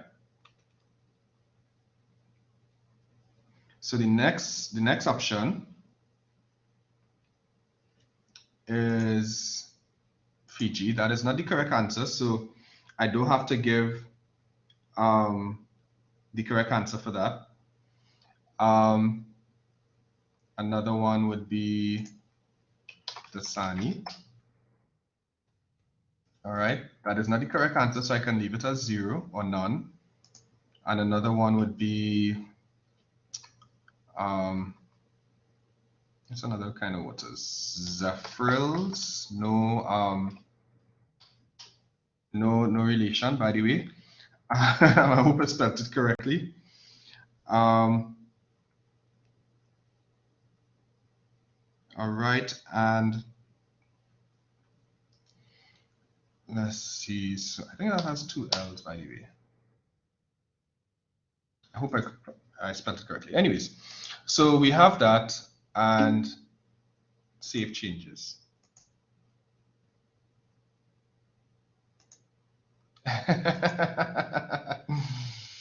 Sounds like a premium brand. Well, I hope so. All right, so we have that now, and look, it's added to the question bank, right? So good. So one of the other things I want to show you while we're here is to create categories. Now I'll show you how to pull from your question bank in just a bit. So categories. While we're on the same page, I'm just going to show you. So categories. We click on categories, and all you have to do is scroll all the way down, and you will see add category. And you could just give it a name, give it whatever category you want to put.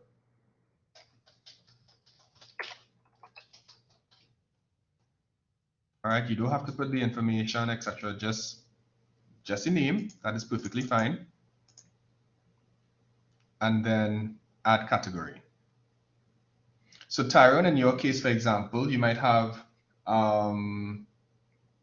what you call it, literary devices, figurative devices, etc., or figurative language, etc. So you have different categories, and this is how you create your category. It's literally just a click of a button. So you add category, and it's there. So I have commercial water here.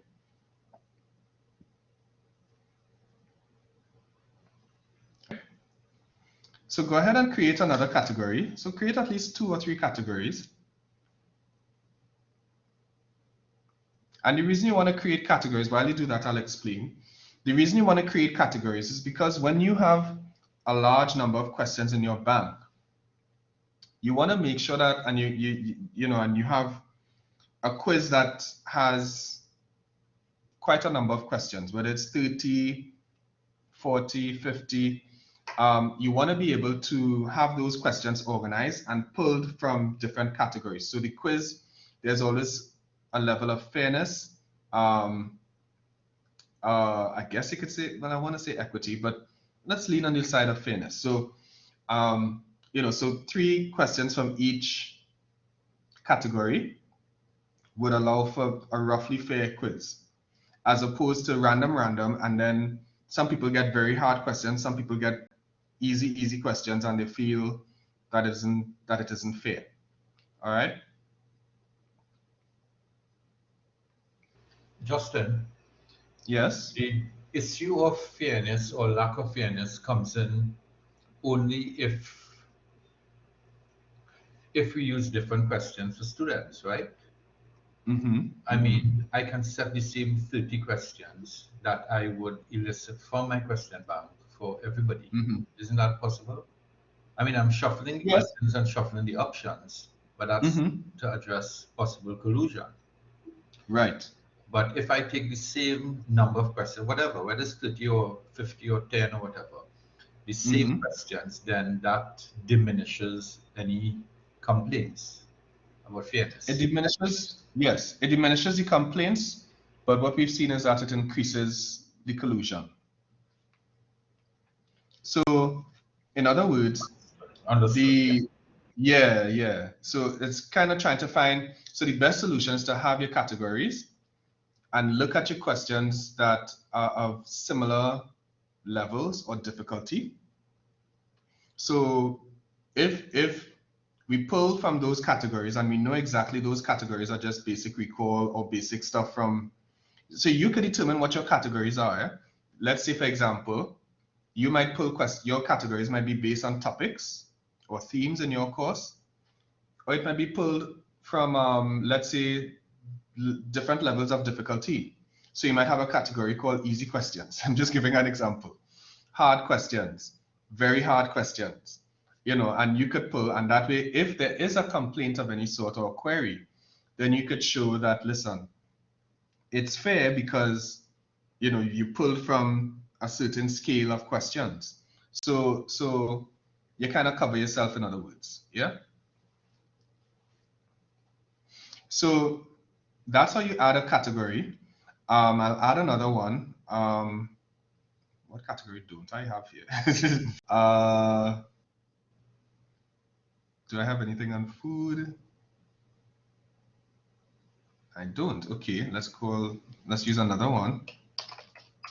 Look, Trini dishes. You have local foods already. Oh, snap. Okay, there we go. For mhm. for roti types of That roti. might come under local foods too. Yeah, right. All right, let's call it Trini snacks, right? Whatever that might be.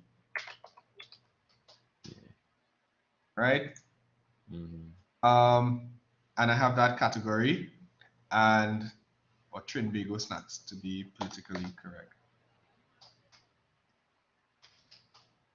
Aaron, you could correct me, is Trinbago hyphenated or one word? It's not hyphenated. There we go. It was looking suspicious. Yeah. By the way, for anybody wondering, Tyrone was one of my English lecturers. So anyways, so we add that category and we have that there. So good. So once we do that now, when we are so let's go back to our question bank with questions. And let's create, or in fact, let's go back to a question that we created before. You could create a new question if you want, but let's look at local brands of water. And I might want to edit this question. So I'm editing it. And look at what I'm going to do now. I'm going to give it, use this category, no. So I want to put it into water manufacturing brands. So you saw what I did, right? I unticked this because by default it would set to the course itself, but you don't want to tie it to the course. You want to tie it to one of your more generic categories. So you could pull it across different courses and so on as well. So I unticked it. I don't want to use this default category. And then I selected the category I want to pull it from. And that way you ensure that even though because sometimes you could have a question bank, and if that question bank is only specific to that course, then it gets a little problematic when you're trying to pull it from a different activity or a different course, sorry. So what I do is always make sure I use this category, which is my set of categories, and pull it there. All right. And the question stays the same. And I just save changes. So now this question is not a rogue question. It's tied to a category. So if I pull, for example, I want to see all the questions I have on local foods or the CETL technology space, then I could just click on that and see how many I have. And then I could pull these to include in my quiz, which we'll get to in just a bit. All right, so let's do that one more time. So I'm creating or I can create a new question from scratch. Let's say another multiple choice question. And so hopefully, I'm hoping that you're doing this with me, so we're doing it together. And I could call this, oh, let me see that. Okay, great, Jamila, yeah. So that's because this is what it's all about. I don't want to just show you and tell you because then you'll forget. So we're creating another multiple choice question. So by now you should have at least 4 questions in your quiz. Let's call this, what this question could be about. First of all, I could give it a category, because remember I created categories here. So I could call it Trinbago Snacks, and let's call this Devon Biscuits.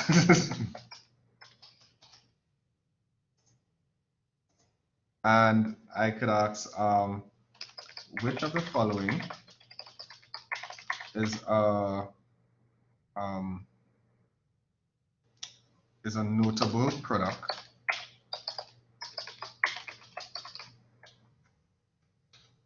made by Devon Biscuits.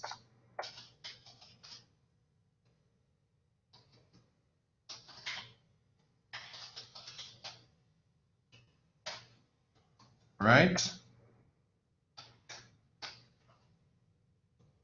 And everything stays as is, and then I just give the options. Oreo. No. What's another one?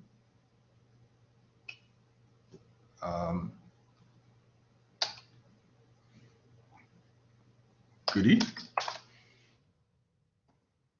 Not the answer. Chocolate digestive. And I could give, which is the answer, so I'll give it 100. And I could give this one Nibbles, which is not the answer. I save changes. So you see it's added there I literally had no questions in this particular category, but I added it to the, so while creating the question, it's just a more efficient way, as that's what I'm trying to show you. So I tied it to this quiz, to this bank, and it's there now. All right. Custard cream. That's one of my favorites, but that's another conversation, Tyro. No, I was just giving you an option when you were trying to come up with. Yeah, no, I know. I was just saying that's one of my favorites. Let me ask you, for all the options that are incorrect, you leave the default as none, but the correct response you put 100. Yeah? Correct. That's okay. Yeah. Thanks. Because if you give it less than 100 and you try to save it, then it's going to say, well, what is the other correct answer? Because it means you're staying at here. So, right? Sure. So, good question. Thank you for that. All right. So, once we have that, we can go back to our category. Let's say we want to go back. So, of course, if we click select category, we could go back to our general question bank. Sorry, let me go back to, come back here. And we have all our questions there. All right. And we see how easy that is. Now, if you wanted to move any question, even though I did the long way by showing which one was it? Was it local Trini Foods, I think it was, or local brands of water. And I went through the long way of clicking edit and so on and so on. I don't have to do that. I could just click the checkbox, scroll down, and click move to whatever the category I want to move it to. All right. So for example, berries. Let me just untick this. So berries, I think, was one. I don't know if I have a category for that, but I could. So you notice move to, let me untick this. Move to and delete will only highlight when you select one of the questions. All right. Let me read that. Right. You give 100%. You give a percentage for more than one answer. Oh, okay. Thank you so much for that, Javed. Yes. I really appreciate that. And so yeah, so if you want to a faster way to move it to different categories, you don't have to do the long way like I just showed you. You simply click on the checkbox and click move to, well, select the category. So let's say in this case, I might want to use this as, there's no way, I'll have to create a category for this, but let's say I want to move it to fruit juice brands. Then I select that and then move it to that. So that has a category now. It's not a rogue question. All right. And that's it. So now we went through questions and we went through categories.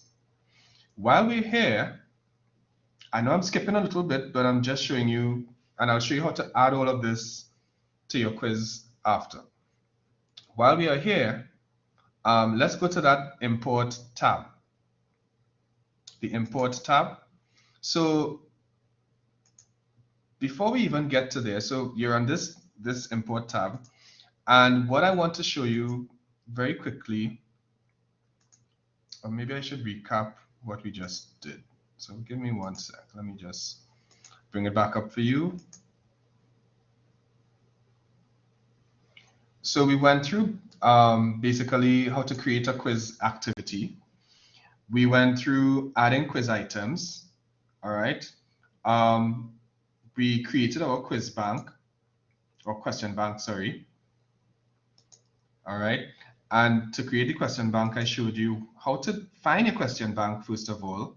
So we click on the quiz item, quiz activity, click on the blue gear button at the top right side, and then scroll down and click question bank. There's another way to do it. If you don't want to click from your, I know I'm showing you the shortcuts here, so hopefully it's not confusing, right? So if you don't want to do it the long way, you can also do it through your course homepage, because that blue gear button is also in your course homepage. So when you click on that and you see more, it'll take you to this page and you will see question bank questions. Because remember, this page is that little menu with the blue gear from your course homepage is tied to your course and also your account. So either way is fine. All right. Whichever option you use, it takes you straight to this page. To add a question to your question bank, you click create a new question. All right. And same process. You give it a title or a name, give the question, select the correct answer, and then save changes. And then it's added to your question bank. And then we looked at adding categories to your question bank. The same process, you could either, now to get to that question bank, categories, it's the same process. You go to this page, click on the blue gear button and categories. When you go to categories, it'll take you to a page that looks something like this. When you scroll down, add category, you would see it there. And let's say you want to add whatever the category is, you give it a name and then click add category. That's simple as just clicking on a button. And then the category is added to your question bank. All right. And you could assign questions to that category by simply clicking the checkboxes and then clicking move to. All right. Once you do that, the question will be added there. You could also click in that category and add a new question. So there are multiple ways that you could do the same thing. All right. Any questions so far?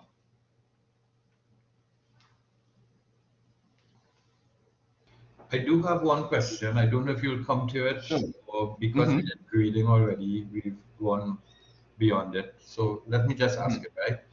Sure. If my quiz is, let's say, let's say 45 questions, multiple choice, right? Mm-hmm. And the students have an hour and a half to complete it because it's high stakes assessment, formal assessment. Right. And it's 45 questions. They have 2 minutes each, 90 minutes. So that's 45 marks, right? Right. Because it's 1 mark. It's the same mark awarded per Right. question. It's 1 mark per question. Yeah. So 45 marks. But with the 100% assessment now, those 45 marks equate 15% of the course mark, because the other assignments would be higher stakes or lower stakes depending on where it is, right? And Right. a multiple choice will not be the same as writing a full formal academic essay, which would be higher stakes. Right. Yeah. Mm-hmm. At what point in time does my interface with the quiz on myeLearning do the magic to convert the 45 raw marks into 15%? Because what I would like to give the student is not the raw marks, but rather the percentage out of 15. Right. So for example, if we have grade to pass, I put 7.5 because the university system is 50%, 50 is the pass mark in any assignment.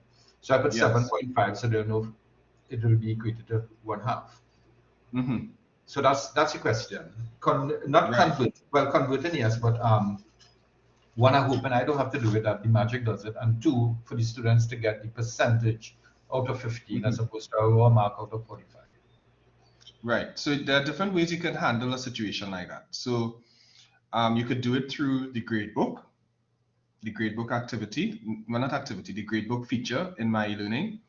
And you can also do it in such a way, let's say if it's half mark per question, you could assign it like that as well. So if you remember when we, let me share my page again. Remember when we were creating our questions, and it showed us sort of like a summary of what the question is, the details regarding the question. So for example, if it was the feedback, that sort of thing. So let's go to, let me just find, so you should see my screen now. And let's say I was using, let's look at this one. I could change this default mark to half mark, right? So it doesn't always have to be, so you could make it, instead of making it 1 mark per question, you may consider half mark per question. It's not best practice, but it's, you know, something that you may consider. That's one part, that's one way of doing it. The other way of doing it is going through the grade book. Now this might be a little thing, but just to answer your question, I'm just showing you where you can go. So the grade book will show you all of the assignments that you have in your particular course.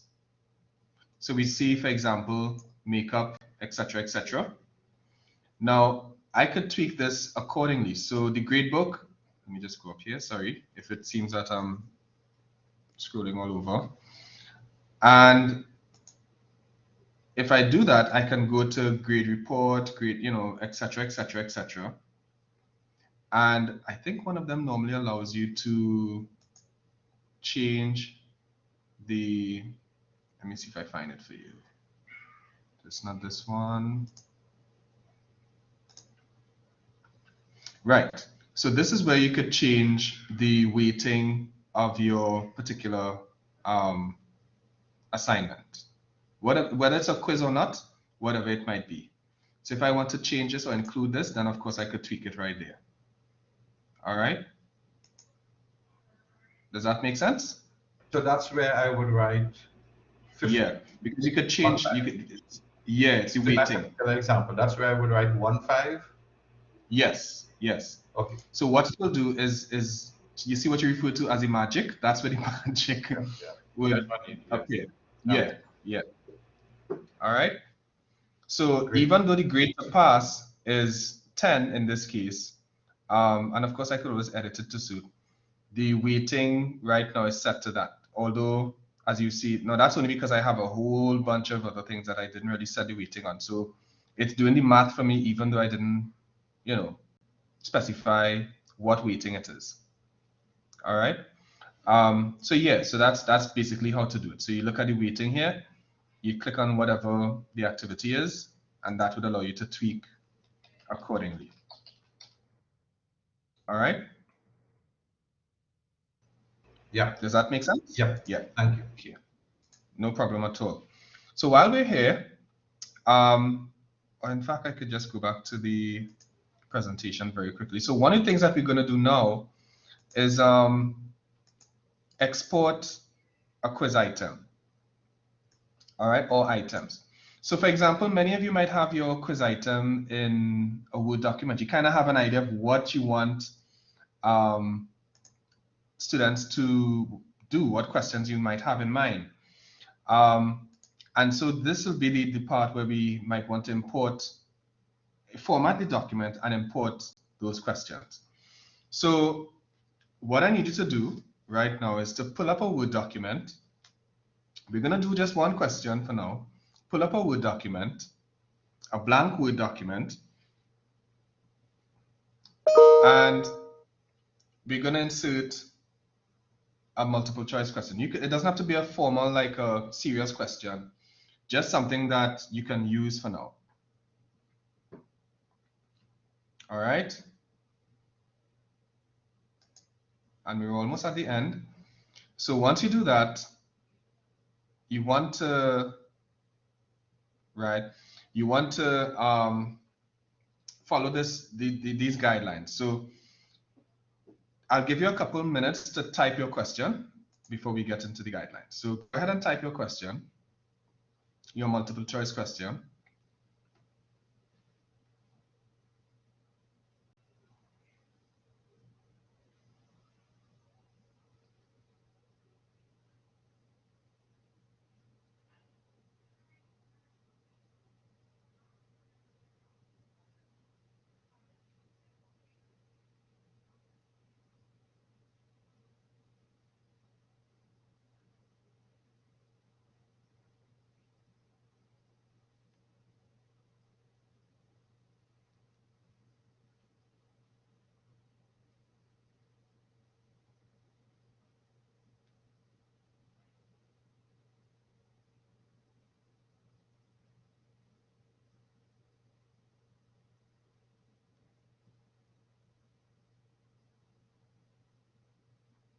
All right. Let me know when you have that question and the options.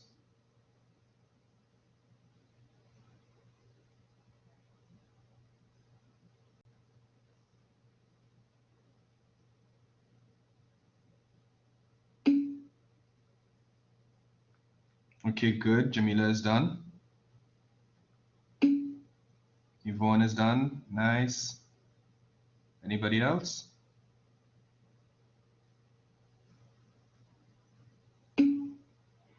Marsha is done. Nice.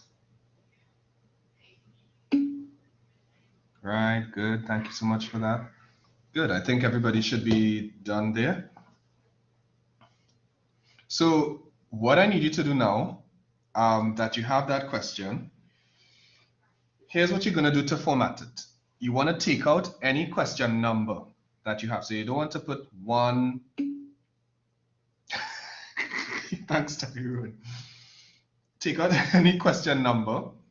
So if you have, sometimes you might have bullets and whatnot, take that out. You don't want to put from the stem of the question, the prompt, take that out. So it should just be, it should just start with whatever the question is, not one, etc., etc. Right? Take out that question number.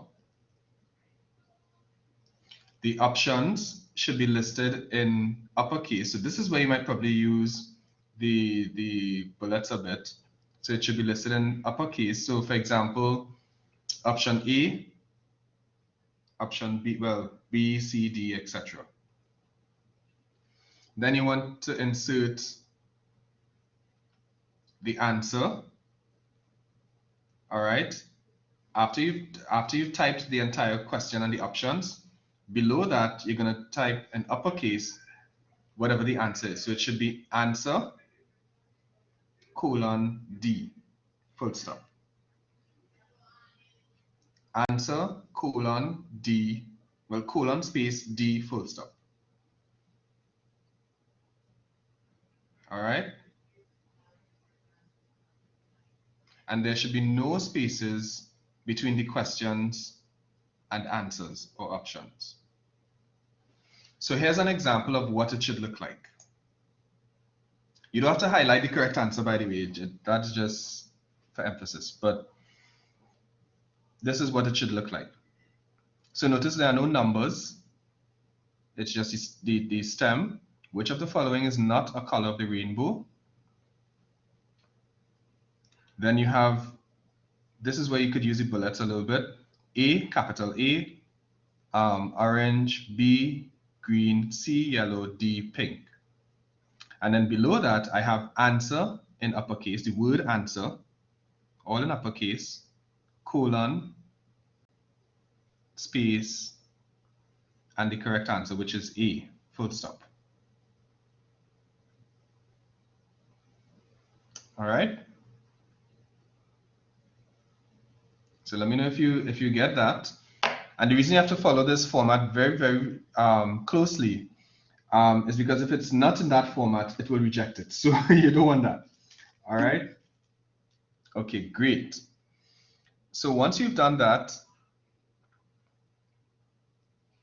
you're gonna save it now. So click on Save As at the top of your document. So you're clicking on File and Save As.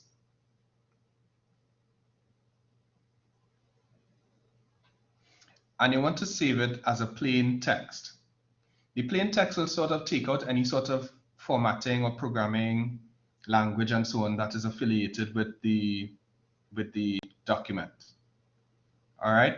So to do that, you click Save As, and you see that little where the circle is there, Save As type. You click on that drop-down menu and look for plain text.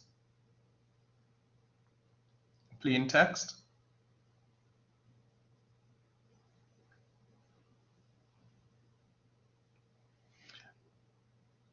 Let me know if you get that.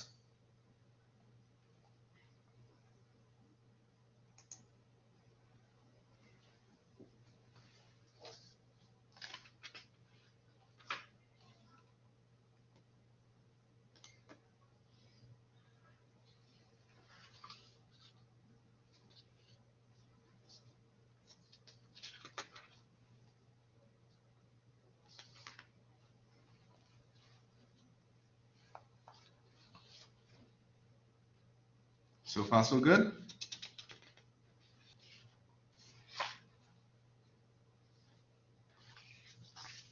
All right. Is everyone saw the plain text option?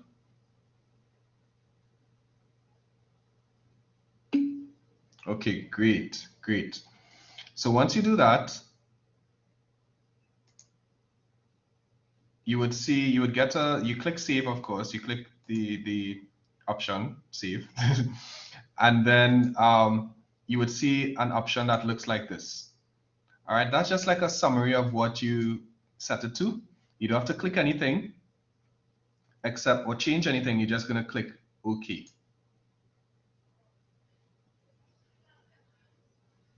All right. You click OK. So right now it's saved on that. I also forgot to mention, make sure you save it in a space that you can easily retrieve it. So if it's on your desktop, on your, whatever folder or file that folder or drive that you might have. So yeah, so that's just so you could retrieve it. Once you save it, you get this notification. All right, you click OK. And then you're going to go to your myeLearning course. Now, right now in myeLearning, you might be on the categories tab. That's where we left off. What you're going to do now is click on the import tab. So remember we were on the questions, then we went to the question bank, then we went into categories. Now we're on the import. Right? So let me know when you're on this page in myeLearning.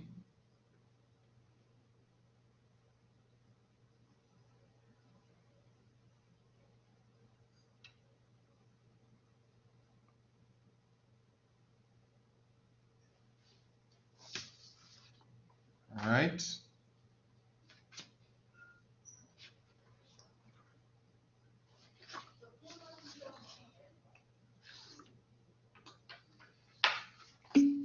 Okay, great, nice. So what you want to do is select the first file format. It's in alphabetical order. So it's the first file format. And then you want to, you could drag and drop wherever that document you stored, the plain text document. You can drag and drop it, or you could click on the blue arrow and find it.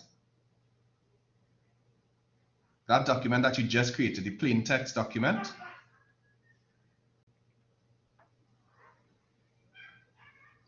So let me know when you get it.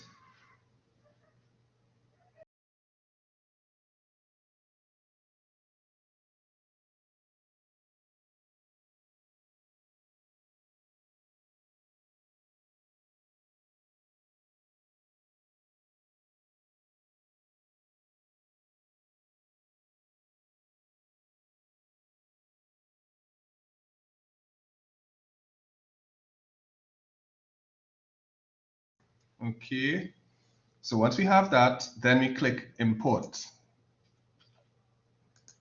Justin, so I Yes. can't copy and paste it. Copy and paste what The question option for where it was saved. No, because of how you see the different fields you have when we were creating questions. You could copy and paste it, but it'll be kind of long because you have to copy individual parts of each question. So in your case, for example, I know you said you had multiple choice questions, right? Yeah. That might be a bit on the long side for you because you'll have to copy the stem, then copy each option, and so on. Yeah. So if you have it and you format your document like this, let's say you have a whole bunch of questions that you wanted to update your question bank with, this would be the most efficient way to do that. All right?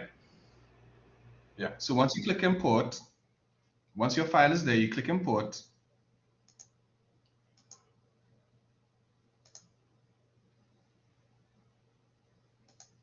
And then that's it, right? You're gonna see something like it's just processing it and so on and so on. You click continue. So notice the question I had was, which of the following is not a color of the rainbow? So that's to let you know it's processing. All right, so it identified the stem. And then shortly thereafter, you're gonna see it's added to your question bank.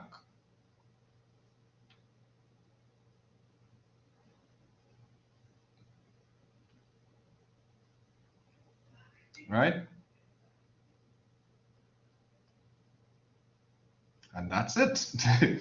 So this comes in very handy when you are kind of, I guess, swamped and you don't have the time, which is normally the case. You don't have the time to go through adding individual questions. You just want to do a sort of bulk upload. This would be the best way to do that. All right. That's if you have no questions and you're creating it from scratch. I know, Tyrone, you said you have questions already. But if you wanted to update those with a whole bunch of new questions, you could do so very easily. Instead of doing it individually or piece by piece or individual parts of questions, it's just one single thing. Yeah. So yeah, and that's it basically. And you would have your questions in your question bank.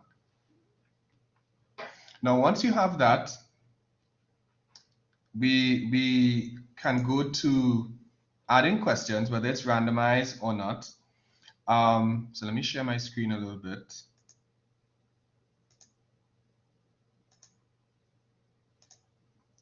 We're almost done. Hopefully it's not information overload. Hopefully it's all right. And we're here. So right now you might be in a page that looks something like this. Let me just get you to where you need to be. So you might be in a page, you know, with these tabs and so on, I'm assuming. All you need to do is click on the breadcrumbs up here, make quiz, sorry, whatever your title is. So go to on the breadcrumbs up there,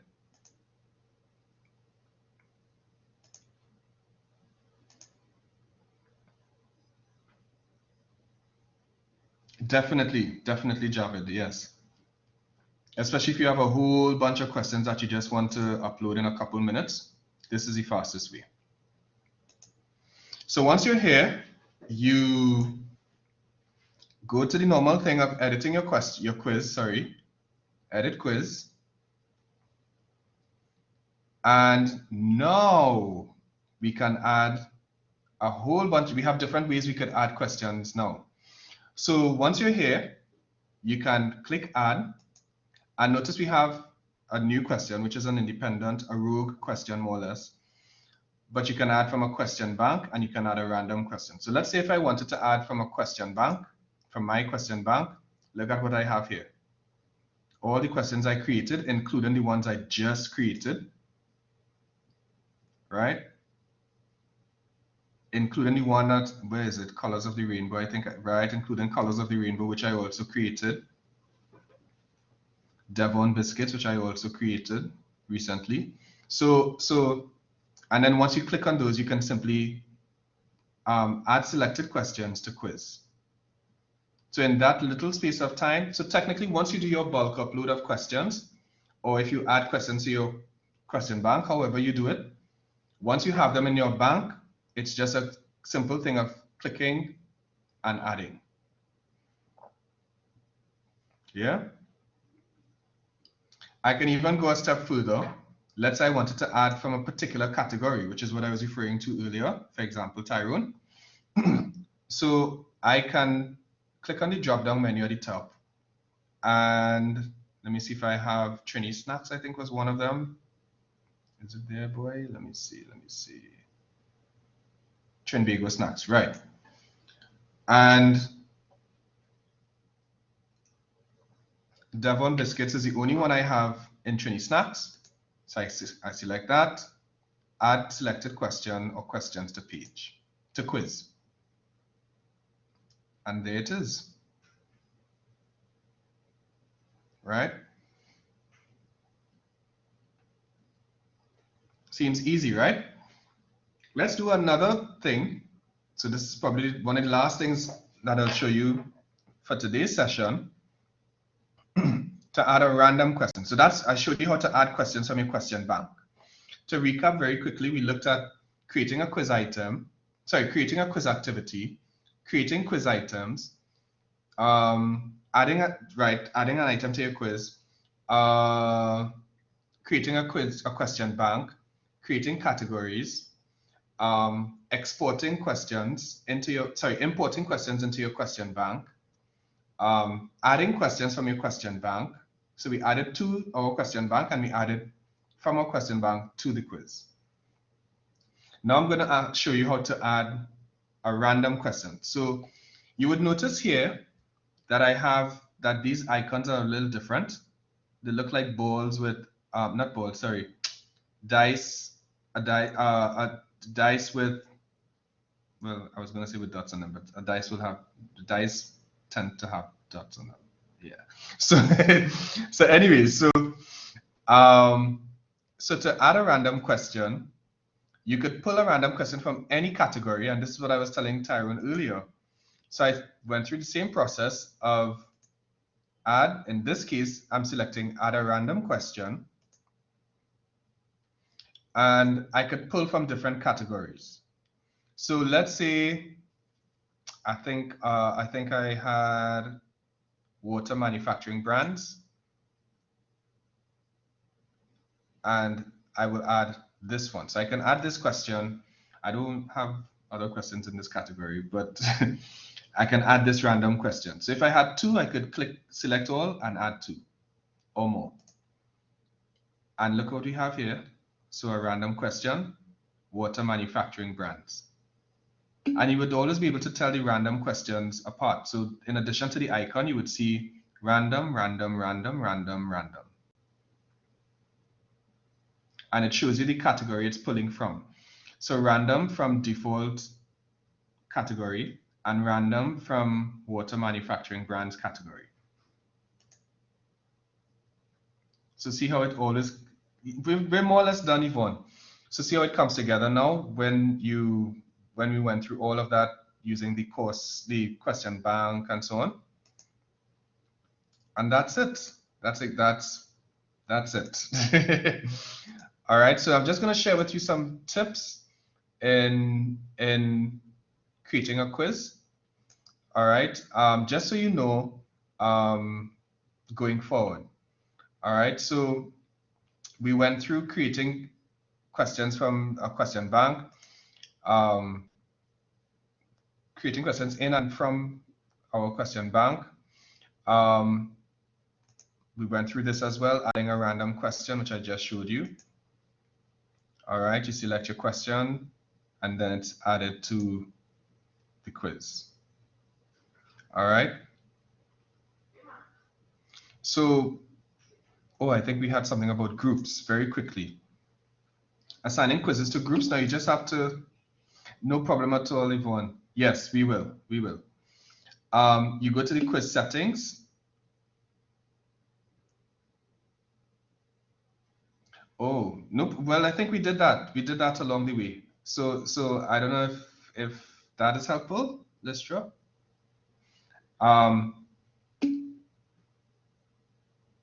Yes, we looked at more specifically true or false questions, multiple choice questions.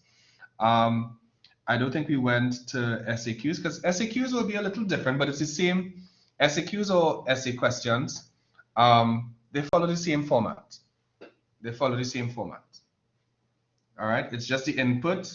It's going to be a question stem. In the case of in the other types of questions, matching, I could show you that just a couple of minutes as a bonus. Let me just finish this part and then we'll get to that. All right. So, okay, great. So we have for groups, of course, we kind of went through this, so I don't think I need to go through that. So we did that in the beginning, the restricted access and so on. Implementation tips. Some tips here. You want to notify students of the quiz prior to the actual quiz. There's a regulation actually for that, so you want to make sure that it's you stick to that, right? You adhere to that.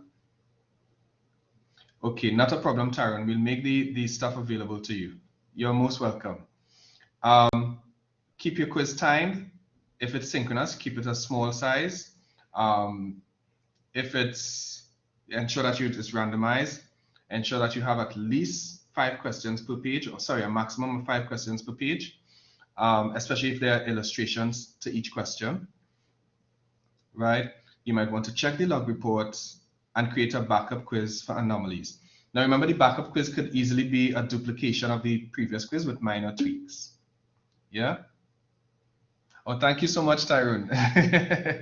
Thank you so much. You're most welcome. All right. As we recap, because we're more or less done, I did mention to you the tips on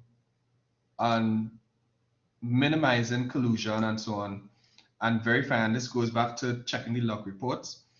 When it comes to the quiz activity, there are different ways you could check it.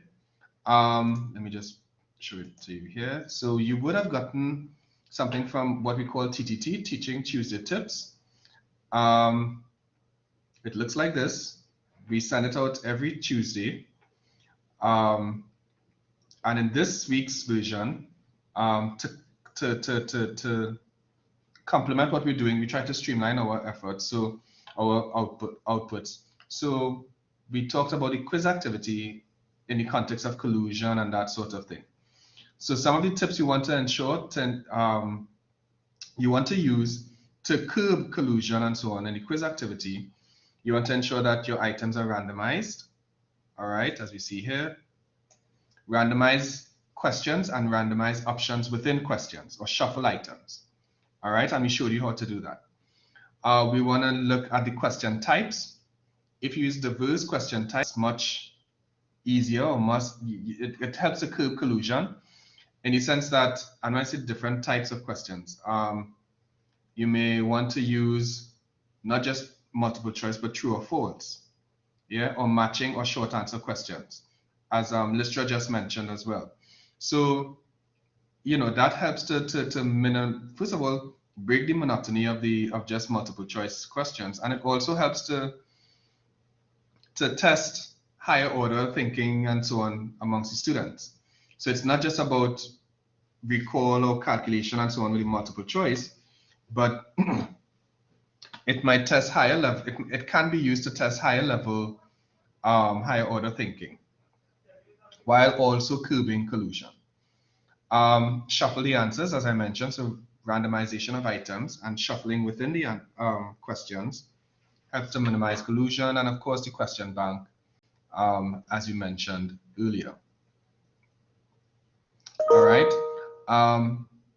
So yeah, so you could have a look at that as well. And to Lystra's, as we recap, Lystra's question was about, let me stop sharing here, was about the matching items. Yeah. So let's do that very quickly.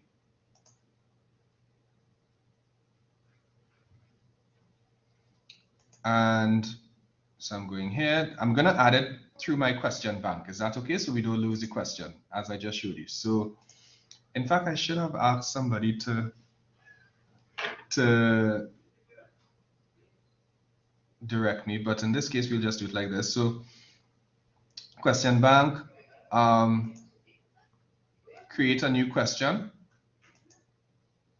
and we go to matching. We could double click on matching. All right, let's give this one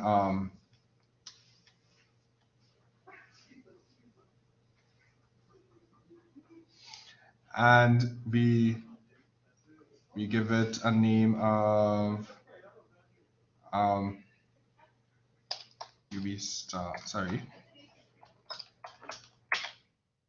buildings.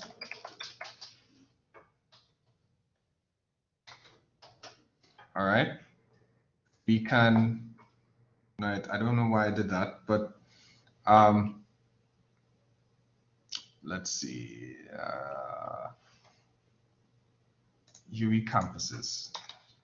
UE campuses. I'm just trying to give a good example.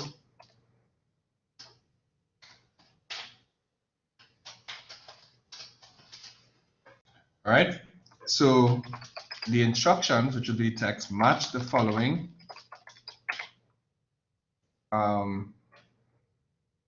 campuses to their locations. Yeah, we have that. We don't need to go through general feedback, right? You know, I think I had a question. Let me go back up and see if I have that in one sec, right, Lystra? Let me just, because I know I had that somewhere.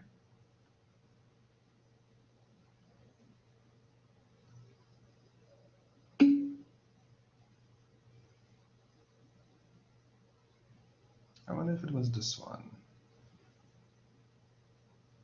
No, this is multiple choice. This, I think, is a short response. Okay. All right. Well, we'll just go forward with this. So matching, right? And then you must provide at least 2 questions and 3 answers. So in this case, let's say I have the, what was the question? Campuses to their location. So let's say UE FCA St. Augustine, right?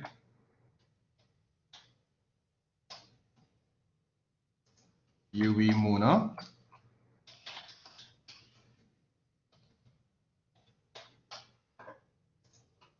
Cape Hill, right? UE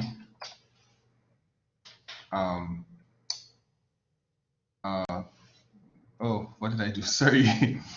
UE Mona, Jamaica, UE Cape Hill, Barbados. All right, UE St. Augustine, Trinidad.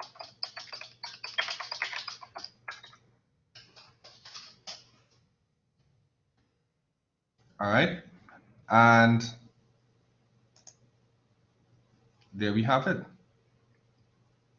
In fact, I can add this to a category. So I ticked it, and I'm going to move it to, where is it? The UV star. We can move it to this category for now, right? So it's there. And that's it. So if I go to my quiz now, and I want to edit quiz, and I could just see a preview of what it looks like. Oh, I didn't add it yet, sorry.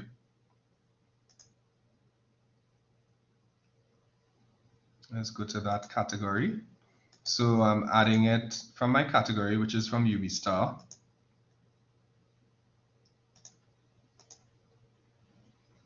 Right, and it's there. Now this is what it would look like. So the matching question, can you see my page? Can you see my, yeah? No, you're still seeing the old one. Okay, let me share the other page.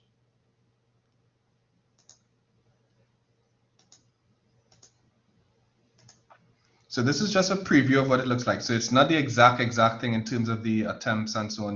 The student wouldn't see all of this, but they're going to see match the following campuses to their locations. So UWE Cave Hill, which one is it? Notice, first of all, it's randomized. So I had UWE STA first when I created the question and that sort of thing. So UWE Cave Hill is in Barbados. UWE STA is in Trinidad and Tobago. UWE Mona is in Jamaica. Then the student will click submit and finish, or save, or whichever one, and that's it.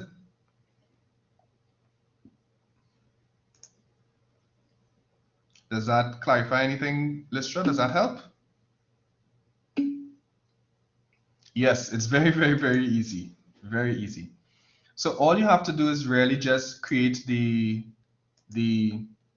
prompt. Well, of course, I showed you how to create question items. So the matching items is the same thing. It's just a different, you're putting in the same information, but you're just the same stem, which is the question. You're putting in some of the same bits of information, and that's it. All right. So to recap very quickly, oh, before we do, any other questions anybody might have? Hi, yes, I do have a question. Got any imports, right? Right. Can this be done for true and false as well? Ooh, good question. I haven't tried it for true or false, but I imagine it can be done for true or false questions. I know I'll have to check and see. All right, I guess Javid and I would take a look at that. But I've tested it for multiple choice questions. I know that works for sure, I'll have to verify. I think it can be done for true or false, but I'm not sure what the formatting might be. Oh, yeah, the formatting is what I was wondering about. Yeah. So I know it can be done for true or false. I just can't remember the formatting right now. Okay, thank you. Yeah. Any other questions? But also, if I don't know how many true or false questions you might have in your quiz, but if the majority of the questions are multiple choice, by all means, you could create them the same way, the bulk upload, the import, and then just add the true or false to your question bank using the other ways that we showed you. Because the true or false, I think, is like the shortest of all the questions to create, the simplest of all of them. True. Yeah. Any other questions?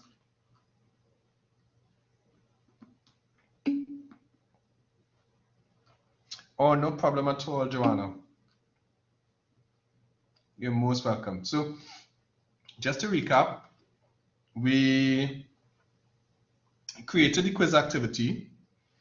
We looked at creating quizzes for certain groups, and of course, all of that is part of the restrict access feature. If it's a makeup quiz for some students, you could use the password feature and share with that group of students, and so on. We looked at adding items to your quiz, so like multiple choice, true or false, matching, etc. We looked at creating a question bank, importing quiz items into your question bank, creating quiz categories and so on. We even went a couple steps further, adding randomized questions and so on to your quiz activity. Now you're gonna receive a link to an evaluation form. It's very short, and this would be very helpful in helping us, in informing us how this session can be improved, or what sessions we can probably offer that would help us meet your needs more effectively. All right, so we'll greatly appreciate if you can just complete that form, and should you need any additional support and so on, you can by all means contact me or Mr. Mohammed, and Javed, you could probably put your email in the chat as well, and we will be happy to provide any necessary support. All right, we're here to help, we're here to support and make this as seamless as we possibly can. All right. By all means, be sure to, as usual, be sure to keep your remote teaching and learning effective. Be creative with it. Make it practical. Make it engaging. And thank you so much for not just your attendance, but your participation. All right. Have a good afternoon, everyone.